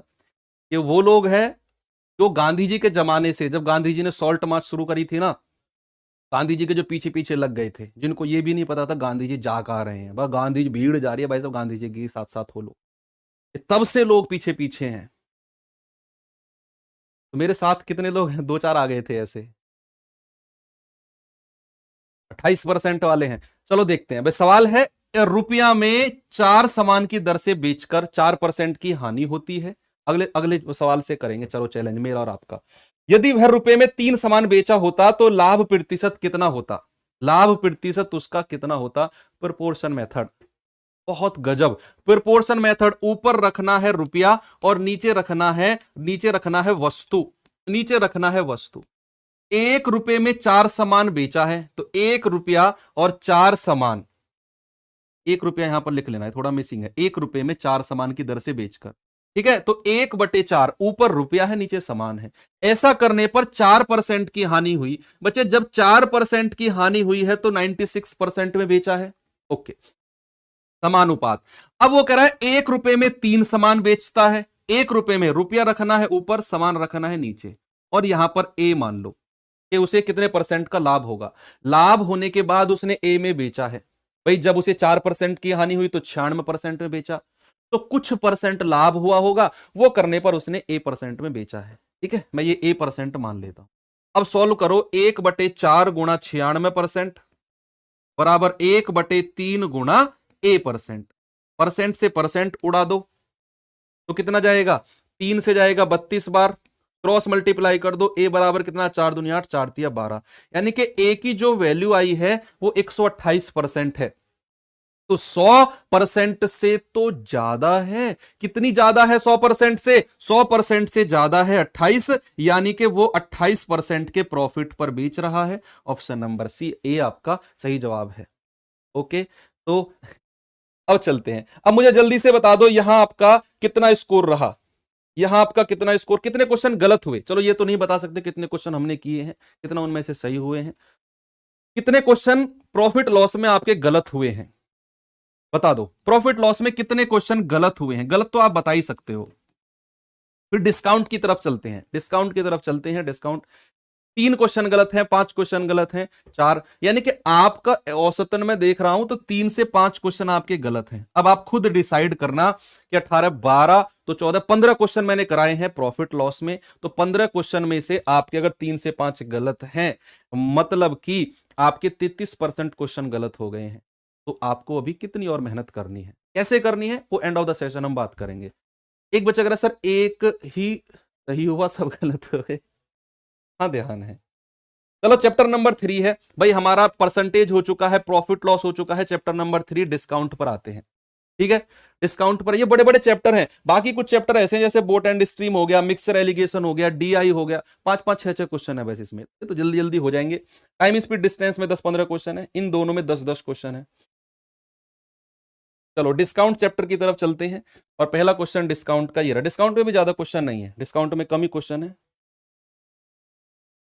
हाँ, 7-8 क्वेश्चन है डिस्काउंट में। चलो पहला सवाल है डिस्काउंट का, जल्दी से बताओ। सवाल है कि 30% और 10% के दो क्रमागत बट्टे कितने परसेंट एकल बट्टे के बराबर हैं? दो डिस्काउंट परसेंट है, सिंगल इक्विवेलेंट किसके होंगे? इक्विवेलेंट किसके होंगे? तो आप देखेंगे अगर A% और B% के दो डिस्काउंट होना तो फॉर्मूला होता है A+B माइनस का A गुणा B बटे 100। ये माइनस का ध्यान यहां पर स्पेशल रखें, है ना। A+B माइनस का A गुणा B बटे 100। तो अगर 30 और 10 के हैं तो 30 + 10 माइनस 30 गुणा 10 बटे 100। जल्दी से आप मुझे बता दो, क्या ये 40 - 3 यानी कि 37% का डिस्काउंट मिलेगा कि नहीं? हाँ जी सर मिलेगा, सही है। चलो नेक्स्ट क्वेश्चन देखते हैं। ये रहा नेक्स्ट क्वेश्चन। चलिए इस सवाल का आंसर बताइए जल्दी से। एक व्यापारी 10% और 20% के दो क्रमिक बट्टे क्रमिक छूट देता है और 540 में एक सामान बेचता है। दो छूट देने के बाद वो 540 में बेच रहा है, तो अंकित मूल्य कितना होगा? देखो आप यहां पर इक्विवेलेंट डिस्काउंट निकाल कर भी कर सकते हो और रेशियो मेथड से भी कर सकते हो। कैसे करें? यहां पर सबसे पहले देखो, एक जो डिस्काउंट है वो 10% का है, दूसरा जो डिस्काउंट है वो 20% का है। तो पहला डिस्काउंट अगर 10% का है तो बच्चे 10% का जो फ्रैक्शन होता है वो 1/10 होता है, और 20% का जो फ्रैक्शन होता है वो कितना होता है? 1/5। तो पहला डिस्काउंट अगर 10% का है तो 10 रुपए पर एक का डिस्काउंट है तो 9 में बेचा गया है। 10 रुपए पर एक का डिस्काउंट है तो 9 में बेचा गया है। दूसरा डिस्काउंट 1/5 का है, तो 5 की चीज पर 1 का डिस्काउंट है, तो 4 में बेचा गया है। गुणा करेंगे 50, गुणा करेंगे 36, यानी कि 50 अगर उस वस्तु का अंकित मूल्य है तो बच्चे 36 में उसे बेचा गया है। 50 अगर अंकित है ना तो उसे 36 में बेचा गया है। तो यहां पर मुझे बताओ, उसने कहा 540 रुपए में बेचा जाता है, तो 36 यूनिट का मान है 540। एक यूनिट का मान कितना होगा? 540/36। 18 दूनी 36, 18 तिया 54, 2 से कटेगा 15 बार, तो एक यूनिट की वैल्यू कितनी आ गई? 15। एक यूनिट की वैल्यू आ गई 15, और अगर एक यूनिट की वैल्यू 15 है तो 50 यूनिट की वैल्यू कितनी है? 50 गुणा 15, 15 5 75, यानी कि 750। कितनी आ जाएगी? 750। बिल्कुल सही जवाब है ऑप्शन नंबर ए।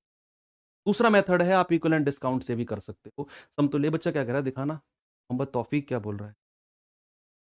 26वां ए मानकर करो, उसे डी ही 16 हानि है। डी ही 16 हानि है, क्या बोल रहे हो? ए मानकर क्या बोल रहे हो यार तुम लोग? तो तुम पता नहीं हिंदी तुम्हारी ऐसी आ गई आजकल की मॉडर्न लैंग्वेज में। तो चलो इसको एक बार इक्विवेलेंट डिस्काउंट मान के कर लेते हैं। अगर 10% और 20% के इक्विवेलेंट डिस्काउंट है तो भाई इक्विवेलेंट डिस्काउंट कितना बनेगा? ए प्लस बी माइनस ए गुणा बी बटे 100, तो ये बनेगा 28%। 28% का उसे डिस्काउंट मिला है, तो सेलिंग प्राइस कितना होगा भाई? 100 में से आप 28 घटा दो, 72% आ जाएगा उसका सेलिंग प्राइस। कितना आएगा? 72%। नीचे कर दे कमेंट। 72% आएगा उसका सेलिंग प्राइस, 72%। अब 72% की वैल्यू तो भाई 540 दी हुई है। 1% की वैल्यू कितनी है? 540/72, तो 18 चौक 72, 18 तिया 54। एक यूनिट परसेंट तो 100% की वैल्यू कितनी आ गई? 30/4 और गुणा 100, तो 4 से कटेगा 25 बार, और 25 3 75, यानी कि 750। तो यहां से भी आपका आंसर 750 बन रहा है। ठीक है, यहां से भी आपका आंसर 750 बन रहा है। चलो नेक्स्ट क्वेश्चन पे चलते हैं। ये रहा हमारा नेक्स्ट क्वेश्चन। चलिए सवाल का आंसर बताएंगे जल्दी से, क्या होगा जल्दी बताओ।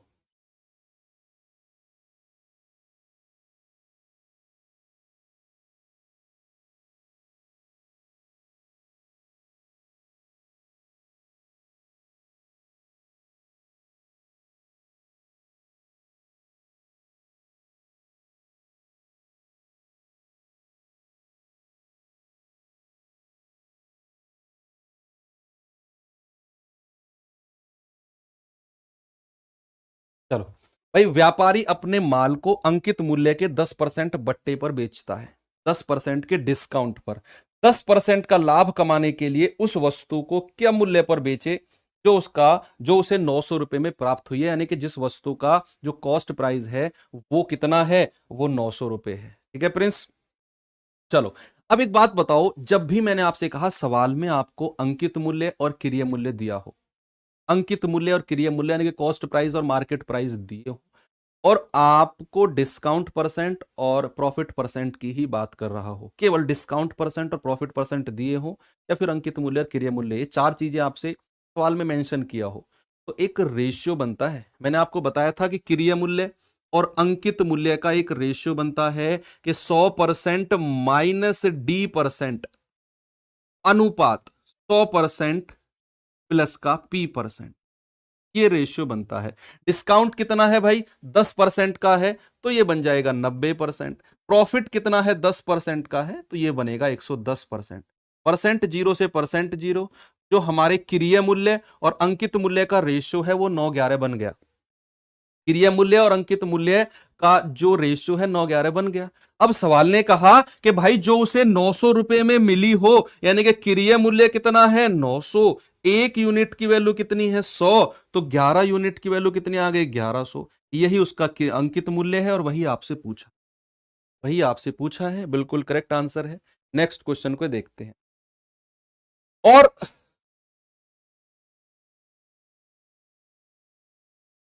ये सवाल इसी में थोड़े से अच्छे लेवल का बन जाता है, थोड़े से अच्छे लेवल का बन जाता है।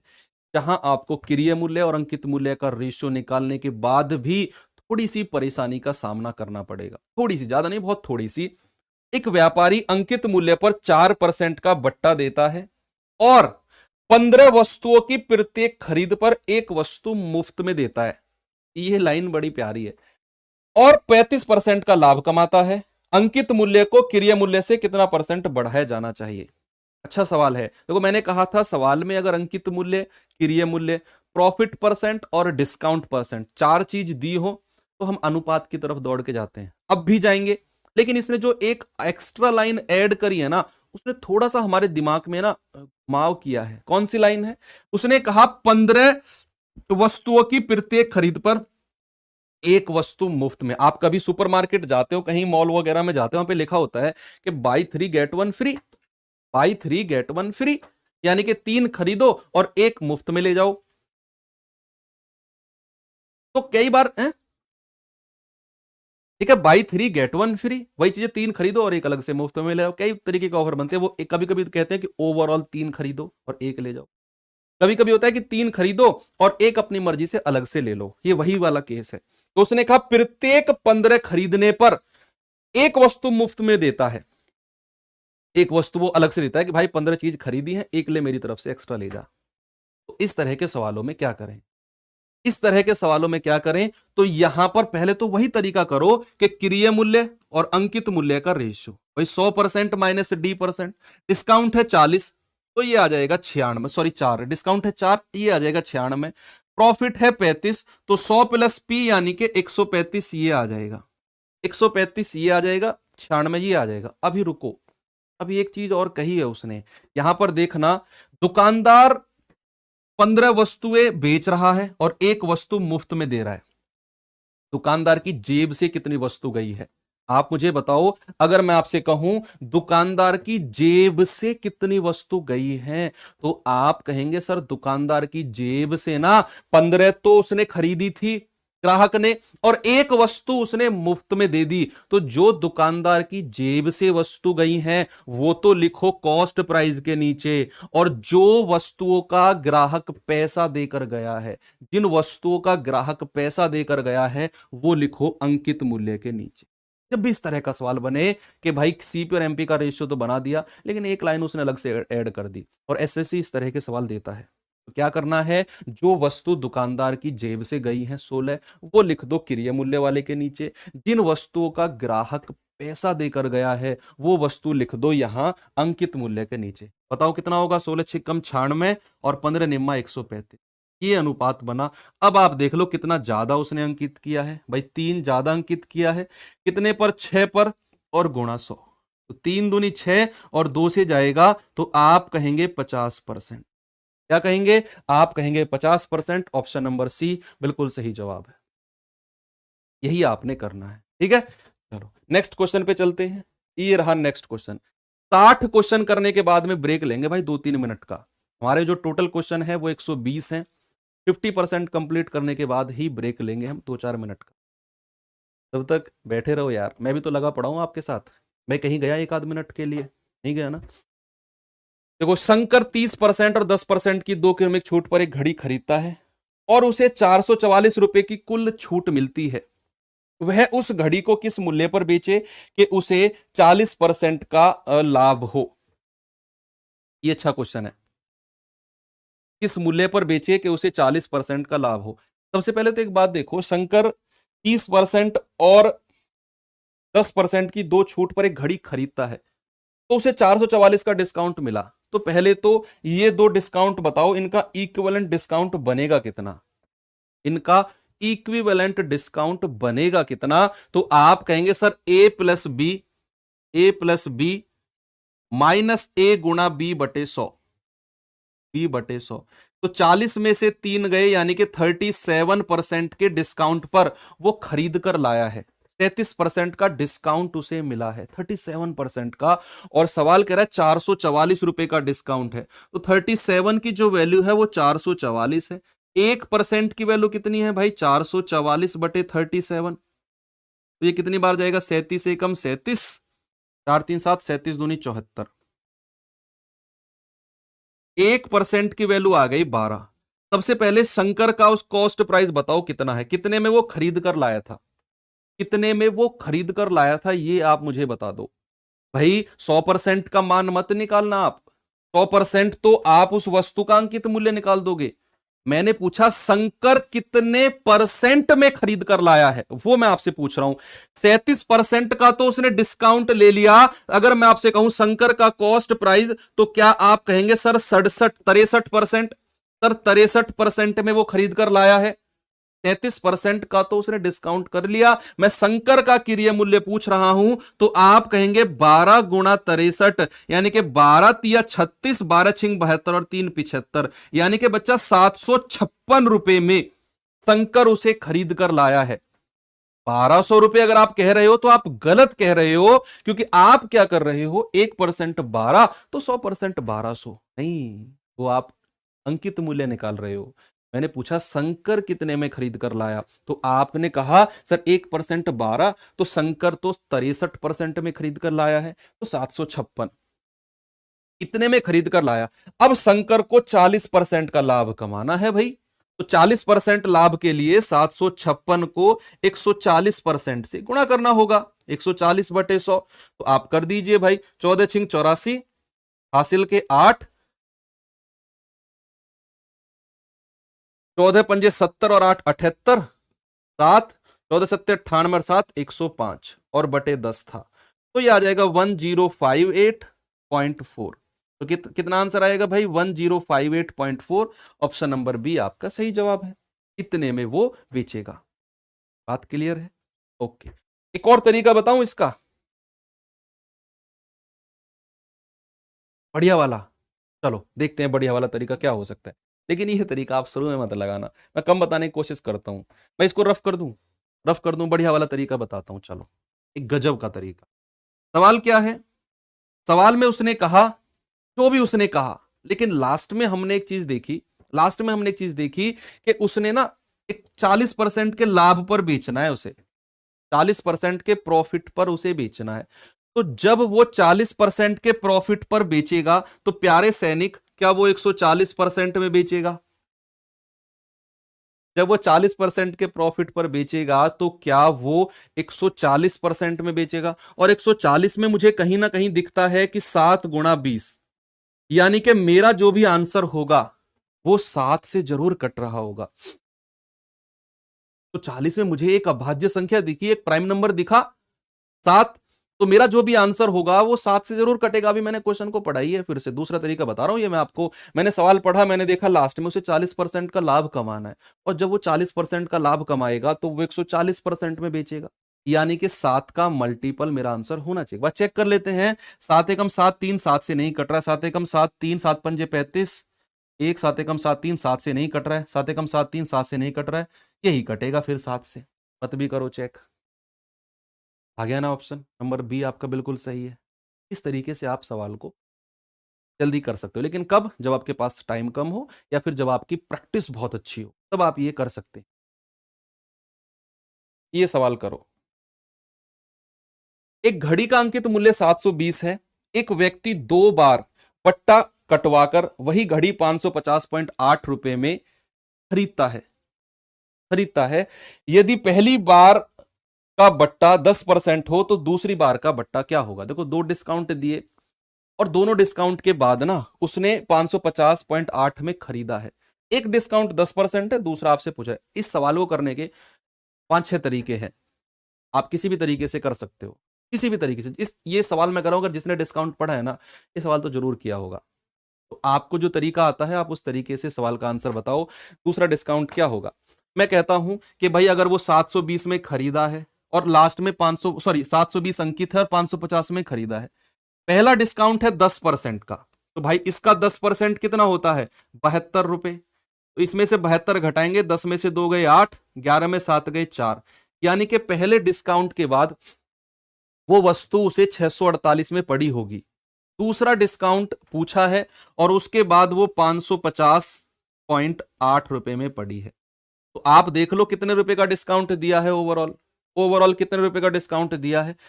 तो आप घटा दीजिए भाई, इसमें से 48, 52 तो यही आ गया, नहीं 48 तो यही आ गया, और 51 49 ये आ गया, 9 और 8 17, 4 4 8 1 9, तो 97.2 क्या सही है भाई? 97.2 रुपए का डिस्काउंट है दूसरा, 97.2 रुपए का डिस्काउंट है दूसरा। और किस पर दिया गया है? 648 पर, और गुणा 100। ये पॉइंट हटेगा, जीरो आएगी, जीरो से जीरो खत्म। ये कैलकुलेट करो कितनी बार जाएगा भाई? 9720 को 648 से डिवाइड करना है, तो 648 एकम 648, 648 एकम 648, आगे बचा कितना? 12 में से 8 गए 4, 6 में से 4 गए 2, 9 में 6 गए 3, और 6 पंजे 30, 4 पंजे 20, 8 पंजे 40, पूरा 5 बार गया। यानी कि दूसरा डिस्काउंट जो है वो 15% आ गया। कितना आ गया बच्चे? दूसरा डिस्काउंट है 15% का। ऐसे भी आप कर सकते हो। आपको जो तरीका मैं कर रहा हूं, ये सवाल का तरीका ना, हर स्टूडेंट के पास अपना अलग तरीका होगा, हर स्टूडेंट के पास। तो मुझे ये तरीका ठीक लगता है, आपके पास बहुत सारे तरीके होंगे भाई। कैसे? आप कहोगे 720 रुपए में अंकित किया, पहला डिस्काउंट 10% का है तो 90% में बेचा होगा। दूसरा डिस्काउंट नहीं पता हमें, वो मैंने ए मान लिया, बराबर 550.48। तो ऐसे भी आप कर सकते हो, ए की वैल्यू निकालकर, जो ए की वैल्यू आएगी उसे आप 100 में से घटा देना। ऐसे भी आप कर सकते हो, है ना? तो बहुत सारे तरीके, आप रेशियो से भी कर सकते हो कि पहला डिस्काउंट 10% का है तो 10 की चीज को 9 में बेचा है, दूसरा डिस्काउंट ए बी। नीचे जो रेशियो बनेगा वो 720 और 550 का बनेगा, 0.8। यहां से आप ए और बी की वैल्यू निकालो, तब देख लेना।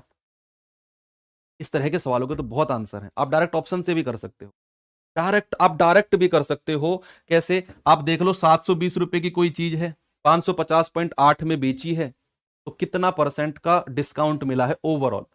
और वहां से फिर आप थोड़ा सा अप्रोक्सीमेट लगा के देख सकते हो, अगर पहला 10 है तो दूसरा कितना होगा। 5 तरीके तो मैंने यही बता दिया आपको। अगला सवाल देखते हैं, ये सवाल करो जल्दी से। एक दुकानदार अपने माल की बिक्री कीमत लागत कीमत से 20% अधिक निर्धारित करता है। यदि वह 30% का बट्टा भी देता है तो उसे कितना परसेंट की हानि होगी? कितना परसेंट की हानि होगी, जल्दी से बताओ।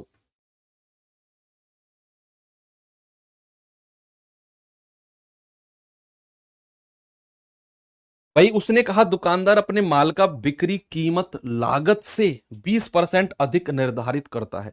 अगर मैंने उसकी लागत 100 मानी, अगर मैंने उसकी जो लागत है वो 100 मानी, तो उसने निर्धारित कितना किया? 20% ज्यादा, यानी कि 120 उसने निर्धारित किया है, तो 20 निर्धारित किया।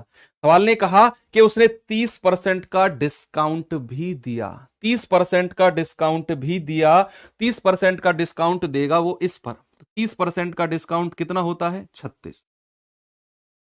तो भैया 120 रुपए में 36 आप माइनस करोगे, कितना जाएगा? ये आएगा 84।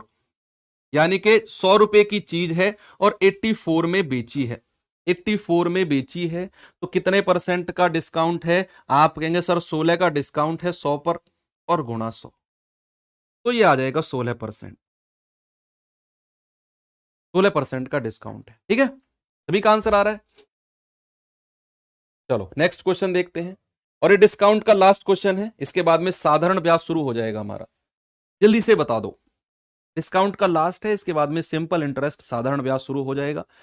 और हम ऑलमोस्ट 40 क्वेश्चन कर चुके हैं भाई, वाह।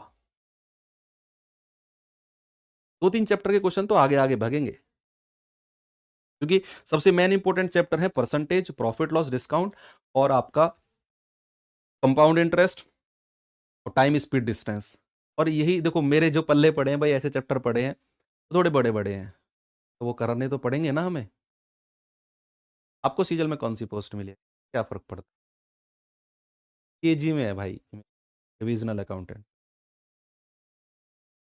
चलो 35% की छूट और 20% और 20% की दो क्रमिक छूट राशियों का 22 रुपए का अंतर है, तो बिल की राशि क्या होगी? बताओ जल्दी से, बिल की राशि क्या होगी? यहां पर उसने कहा एक जो डिस्काउंट है वो 35% का है, और दो 20-20% के डिस्काउंट है, और दोनों का डिफरेंस 22 का है। तो सबसे पहले तो आपने एक काम करना है कि एक डिस्काउंट 35% का है और दो डिस्काउंट 20-20% के हैं, उनका इक्विवेलेंट बता दो कितना होगा। तो ए प्लस बी माइनस ए गुणा बी बटे 100, माइनस ए गुणा बी बटे 100 यानी कि 36% बनेगा। ये 36% है, ये 35% है, तो यहां डिफरेंस कितना आया 1% का, और उसकी वैल्यू कितनी है 22 रुपए। सवाल ने राशि पूछी है वो तो 100% होती है और वो 2200 रुपए आ जाएगा, वो 2200 रुपए आ जाएगा। ऑप्शन नंबर सी आपका सही जवाब है, ऑप्शन नंबर सी आपका सही जवाब हो जाएगा 2200। चलेंगे नेक्स्ट। उससे पहले आप बता दो 8 क्वेश्चन मैंने डिस्काउंट के कराए हैं, 8 ही कराए हैं ना भाई, 2 2 4 2 6 और 2 8, 8 क्वेश्चन डिस्काउंट के कराए हैं। 8 में से कितने क्वेश्चन आपके सही हैं? 8 में से कितने क्वेश्चन सही हैं? 8 क्वेश्चन डिस्काउंट के कराए हैं।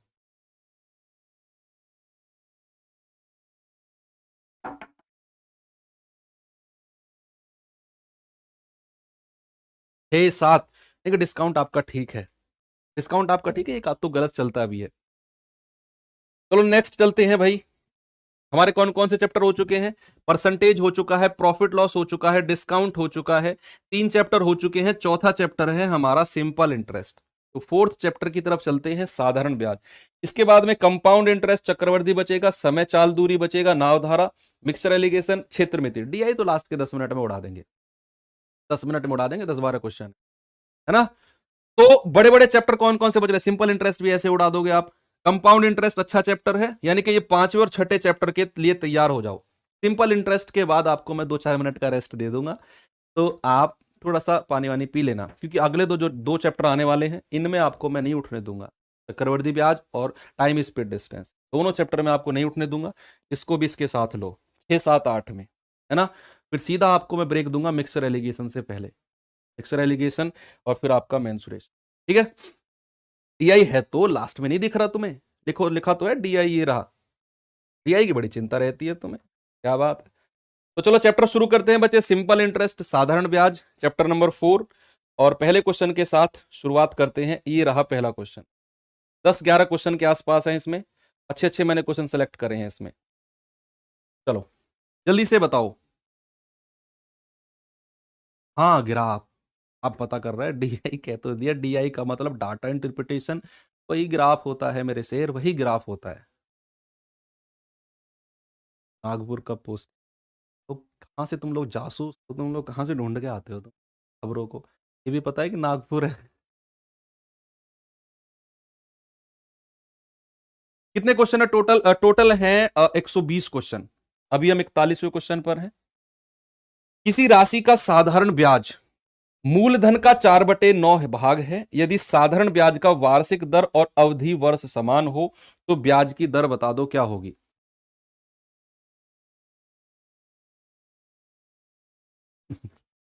देखो किसी राशि का जो साधारण ब्याज है ना, वो मूलधन का 4/9 भाग है, वो मूलधन का 4/9 भाग है। इसका मतलब क्या है? 4/9 का मतलब है भाई कि 9 अगर मूलधन है, 9 अगर प्रिंसिपल है, तो 4 यूनिट क्या है?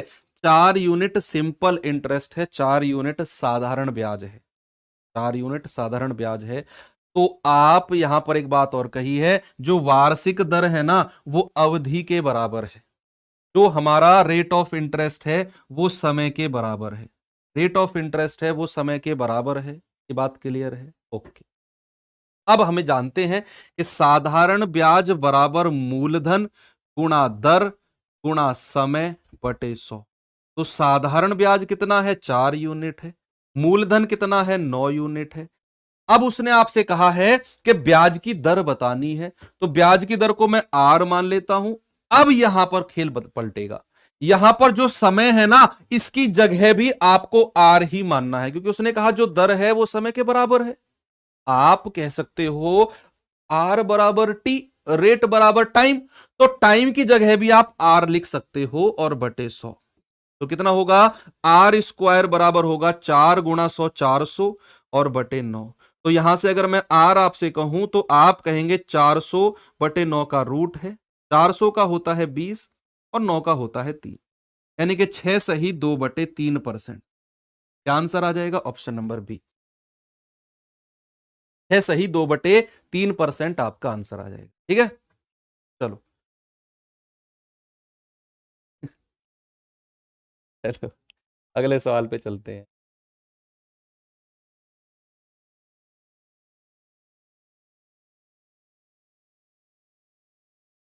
नागपुर से।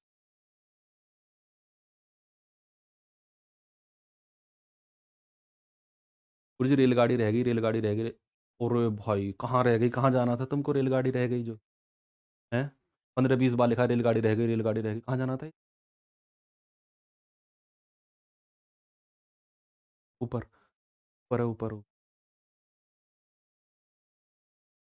रेलगाड़ी रह गई, बाहर लिखा है कि जो घबरा गया ये परमार हितेश।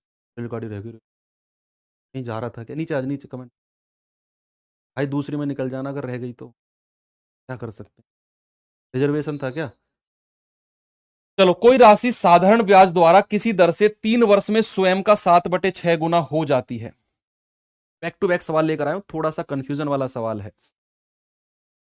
यहां पर उसने कहा कि कोई राशि साधारण ब्याज द्वारा किसी दर से 3 वर्ष में स्वयं का 7/6 गुना हो जाती है। बच्चे ये बात मैं स्पेशल फोकस करके पढ़ाता हूं, जब भी सवाल में लिखा हो ना कि राशि हो जाती है, तो वो मिश्र धन की बात करेगा। यानी कि 6 रुपए अगर उसका मूलधन था, तो 7 रुपए उसका मिश्र धन है, उसका अमाउंट है।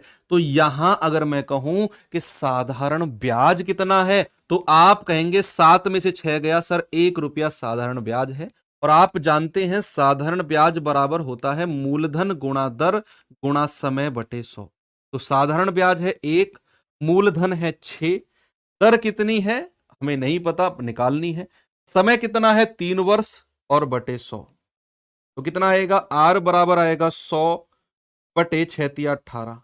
तो 2×9 = 18, 2 से जाएगा 50। तो 50/9, 9×5 = 45। 5 सही 5/9% है। ऑप्शन नंबर ए आपका सही जवाब है। 5 सही 5/9%। ओके, चलो अगला सवाल। ये रहा अगला सवाल, करेंगे सवाल को जल्दी से। कि परमेश्वरन 12,000 रुपए 10% वार्षिक साधारण ब्याज की दर से निवेश करता है। दूसरी राशि 20% वार्षिक दर से निवेश किया है।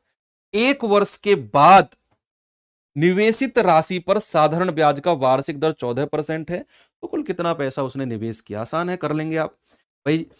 कुछ पैसे का रेट दिया है, बचे हुए का रेट दिया है, ओवरऑल का रेट दिया है। तो क्या आप यहां एलिगेशन यूज कर सकते हैं? क्या आप यहां एलिगेशन मेथड यूज कर सकते हैं कि नहीं कर सकते हैं? जल्दी से करो और बताओ। सिंप्लीफिकेशन वगैरह बच्चे सब करा दिए कि सर ने आपको पहली मैराथन में? चलो बताओ जल्दी से क्या आंसर होगा। देखो, परमेश्वरन ने 12,000 रुपए 10% के रेट पर लगाए, तो एक तरफ तो 10% लिखो, और दूसरी राशि 20% पर लगाई, दूसरी राशि 20% यहां लिख दो। और दोनों को मिलाकर 1 वर्ष के बाद निवेशित जो टोटल पैसा था, दोनों को मिलाकर उस पर 14% का रेट मिला। तो यहां आप 14% लिख दो सेंटर में। भैया 20 में से 14 गए 6, 14 में से 10 गए 4। रेशियो कितना बना, 2×3 = 6 और 2×2 = 4। ये जो रेशियो बना है 3:2 का, ये उसके द्वारा पैसा जितना लगाया गया है उसका अनुपात है। मतलब कि अगर उसने 10% पर 3 यूनिट रुपया लगाया है, तो 20% पर 2 यूनिट लगाया है। उसने कहा 12,000 रुपए लगाए हैं 10% पर, तो भाई 3 यूनिट का मान कितना है 12,000, 1 यूनिट का मान कितना है 4,000। उसने कहा टोटल पैसा कितना है, तो टोटल तो 3 और 2 5 यूनिट है, और 5 यूनिट का मान कितना है 5×4,000। तो आप कहेंगे कि सर टोटल जो पैसा है वो 20,000 रुपए लगाया गया है। कितना है, 20,000 लगाया गया है। बिल्कुल सही जवाब। पोल भूल गए कहा, बच्चे नहीं भूलेंगे पोल को। अच्छा ठीक है, चलो कोई बात नहीं। चलो नेक्स्ट क्वेश्चन पे चलते हैं। ये रहा सवाल, बताइए जल्दी से। 3,000 रुपए पर 3,000 रुपए पर 6% वार्षिक साधारण ब्याज की दर से किसी निश्चित समय में 900 रुपए साधारण ब्याज प्राप्त होते हैं। हमें नहीं पता कितना समय है जिसमें 900 रुपए प्राप्त होते हैं। पुनः 4,000 की राशि पर उतने ही समय जो हम ऊपर से निकालेंगे, किस दर से 1600 रुपए ब्याज के मिलेंगे। अब समय तो हमें निकालना पड़ेगा ऊपर वाले केस से। अब सवाल देखो, उसने कहा 3000 रुपए हैं, 6% की दर है और 900 रुपए ब्याज के मिलते हैं भाई। तो आप मुझे बताइए, 900 रुपया ब्याज है, मूलधन कितना है 3000 रुपया है, दर कितनी है 6 है, समय हमें निकालना है और बटे 100। तो 0 से 0 खत्म है, 0 से 0 खत्म है, 6 तिया 18 पंजे 90, यानी कि समय आ गया 5 वर्ष। समय कितना आ गया भाई, समय आ गया 5 वर्ष। ये निकालना बड़ा जरूरी था। बड़ा जरूरी क्यों था, क्योंकि यहां पर बात स्टार्ट की गई है कि पुनः 4000 रुपए की राशि पर उतने ही समय में 1600 रुपए ब्याज मिलेगा। रेट बताओ, दर बताओ कितनी है। तो हमें 1600 रुपए ब्याज का चाहिए, मूलधन कितना है 4000 रुपया, रेट कितना है निकालना है, समय कितना है 5 वर्ष और बटे 100। ये आप रेट बता दो यहां से कितना होगा। तो आप कहेंगे सर 2 जीरो से 2 जीरो खत्म, 0 से 0 खत्म, 4 से जाएगा 4 चौके 16 और 5 से जाएगा 5 अट्ठे 40। तो आर का मान कितना आ गया भाई, आर का मान आ गया 8%। कितना आ गया, 8% आ गया। ऑप्शन नंबर बी आपका सही जवाब है। चलो नेक्स्ट क्वेश्चन ये रहा, चलिए बताएंगे जल्दी से इसका आंसर क्या होगा। एक आदमी 5% वार्षिक साधारण ब्याज की दर से किसी राशि को उधार दिया, ठीक है। 6 वर्ष बाद ब्याज की कुल राशि उधार दी गई राशि से 140 कम थी, तो राशि क्या हुई। और इस सवाल में ना आपको कोई जरूरत नहीं है फॉर्मूले की, आप देखना। आप अगर ये बात जानते हैं कि जो साधारण ब्याज, जो सिंपल इंटरेस्ट होता है, वो हर साल बराबर लगता है। जितना पहली साल उतना अगली साल उतना अगली साल, हर साल साधारण ब्याज मूलधन पर ही लगेगा और बराबर लगेगा हर साल। जितना पहली साल लगा है उतना ही अगली साल, उतना ही अगली साल, उतना ही अगली साल। तो यहां पर मुझे एक बात बताओ, अगर 5% का रेट है, यानी कि एक साल में 5% ब्याज लगता है एक साल में, तो मेरे भाई 6 साल में कितना परसेंट ब्याज हो जाएगा। आप कहेंगे सर 6 साल में हो जाएगा 5 गुणा 6, यानी कि 6 साल में ब्याज हो जाएगा 30%। 30% ब्याज होगा 6 साल में। और आप मुझे बताइए मूलधन कितना होता है, 100% होता है। ब्याज कितना आया 6 साल का, 30%। अब ये मूलधन से कितना कम है, क्या ये 70% कम है। सवाल को पढ़ो एक बार। उसने कहा 5% का रेट है और 6 साल में जो ब्याज मिलता है ना, वो उस राशि से 140 कम है। मैंने कहा 6 साल का ब्याज है 30%, राशि कितनी होती है, राशि होती है 100%। कितना कम है भाई, 70% कम है। और इस 70% की वैल्यू आएगी 140। तो 1% की वैल्यू कितनी है, 1% की वैल्यू है 2। तो वो राशि हमें निकालनी है, वो तो 100% होता है। 2 गुणा 100, यानी कि आपका जो आंसर है वो आएगा 200 रुपए। कितना आएगा, 200 रुपए। ऑप्शन नंबर ए बिल्कुल सही जवाब है। ओके, चले नेक्स्ट क्वेश्चन पर। नेक्स्ट क्वेश्चन चलते हैं। ये रहा सवाल, करेंगे इस सवाल को। 13,500 रुपए की राशि को 2 भागों में बांटकर पहले भाग को 6% 5 वर्षों के लिए और दूसरे भाग को 8% 3 वर्षों के लिए उधार दिया गया, यदि दोनों राशियों पर साधारण ब्याज समान हो। ये बड़ी इंपॉर्टेंट लाइन है, बड़ी इंपॉर्टेंट लाइन है जिसमें मैंने अंडरलाइन किया है। यही लाइन है जो सवाल का आंसर लाएगी। भाई मेरे पास है कि 13,500 रुपए है, 2 भागों में बांटना है, 2 भागों में बांटना है। पैसा कितना है मेरे पास, 13,500। 2 भागों में बांटना है, हमें नहीं पता। मैंने कहा ए और बी में बांट दो, ए और बी में बांट दो, 2 भागों में बांटना है, ए और बी। और भी मान सकते हो आप, ए और बी। उसने कहा पहले भाग को 6% पर देना है और कितने वर्ष, 5 वर्ष के लिए। तो आप मुझे बताओ यहां साधारण ब्याज कितना हो जाएगा, 6 पंजे 30% ए का। दूसरे भाग को 8% पर देना है 3 वर्ष के लिए। दूसरे भाग का साधारण ब्याज कितना होगा, 8 तिया 24% बी का। ये दूसरे भाग से साधारण मिला, ये पहले भाग से साधारण मिला। सिंपल इंटरेस्ट, साधारण ब्याज दोनों का आ गया। और उसने कहा दोनों का साधारण ब्याज समान है, तो मैंने दोनों का साधारण ब्याज इक्वल कर दिया। तो यहां से ए और बी का रेशियो बता दो क्या होगा। तो आप कहेंगे परसेंट से परसेंट खत्म, 6 पंजे 30 और 6 चौके 24। तो ए और बी का रेशियो कितना आ गया भाई, ए के सामने है 4 और बी के सामने है 5। ये ए और बी का रेशियो आ गया, दोनों को मिलाकर 13,500 के बराबर कर दो। भाई 5 और 4 9 यूनिट का मान कितना है 13,500। एक यूनिट का मान कितना है, 9 एकम 9, 9 पंजे 45। एक यूनिट की वैल्यू आ गई 1500। 1500। सवाल ने कहा कि दोनों राशियों के बीच डिफरेंस कितना है, तो 4 और 5 के बीच डिफरेंस तो 1 का है और उसकी वैल्यू हम 1500 ऑलरेडी निकाल चुके हैं। 1500 हम ऑलरेडी उसकी वैल्यू निकाल चुके हैं। तो आपका आंसर कितना होगा, आपका आंसर होगा 1500। करेक्ट। नेक्स्ट,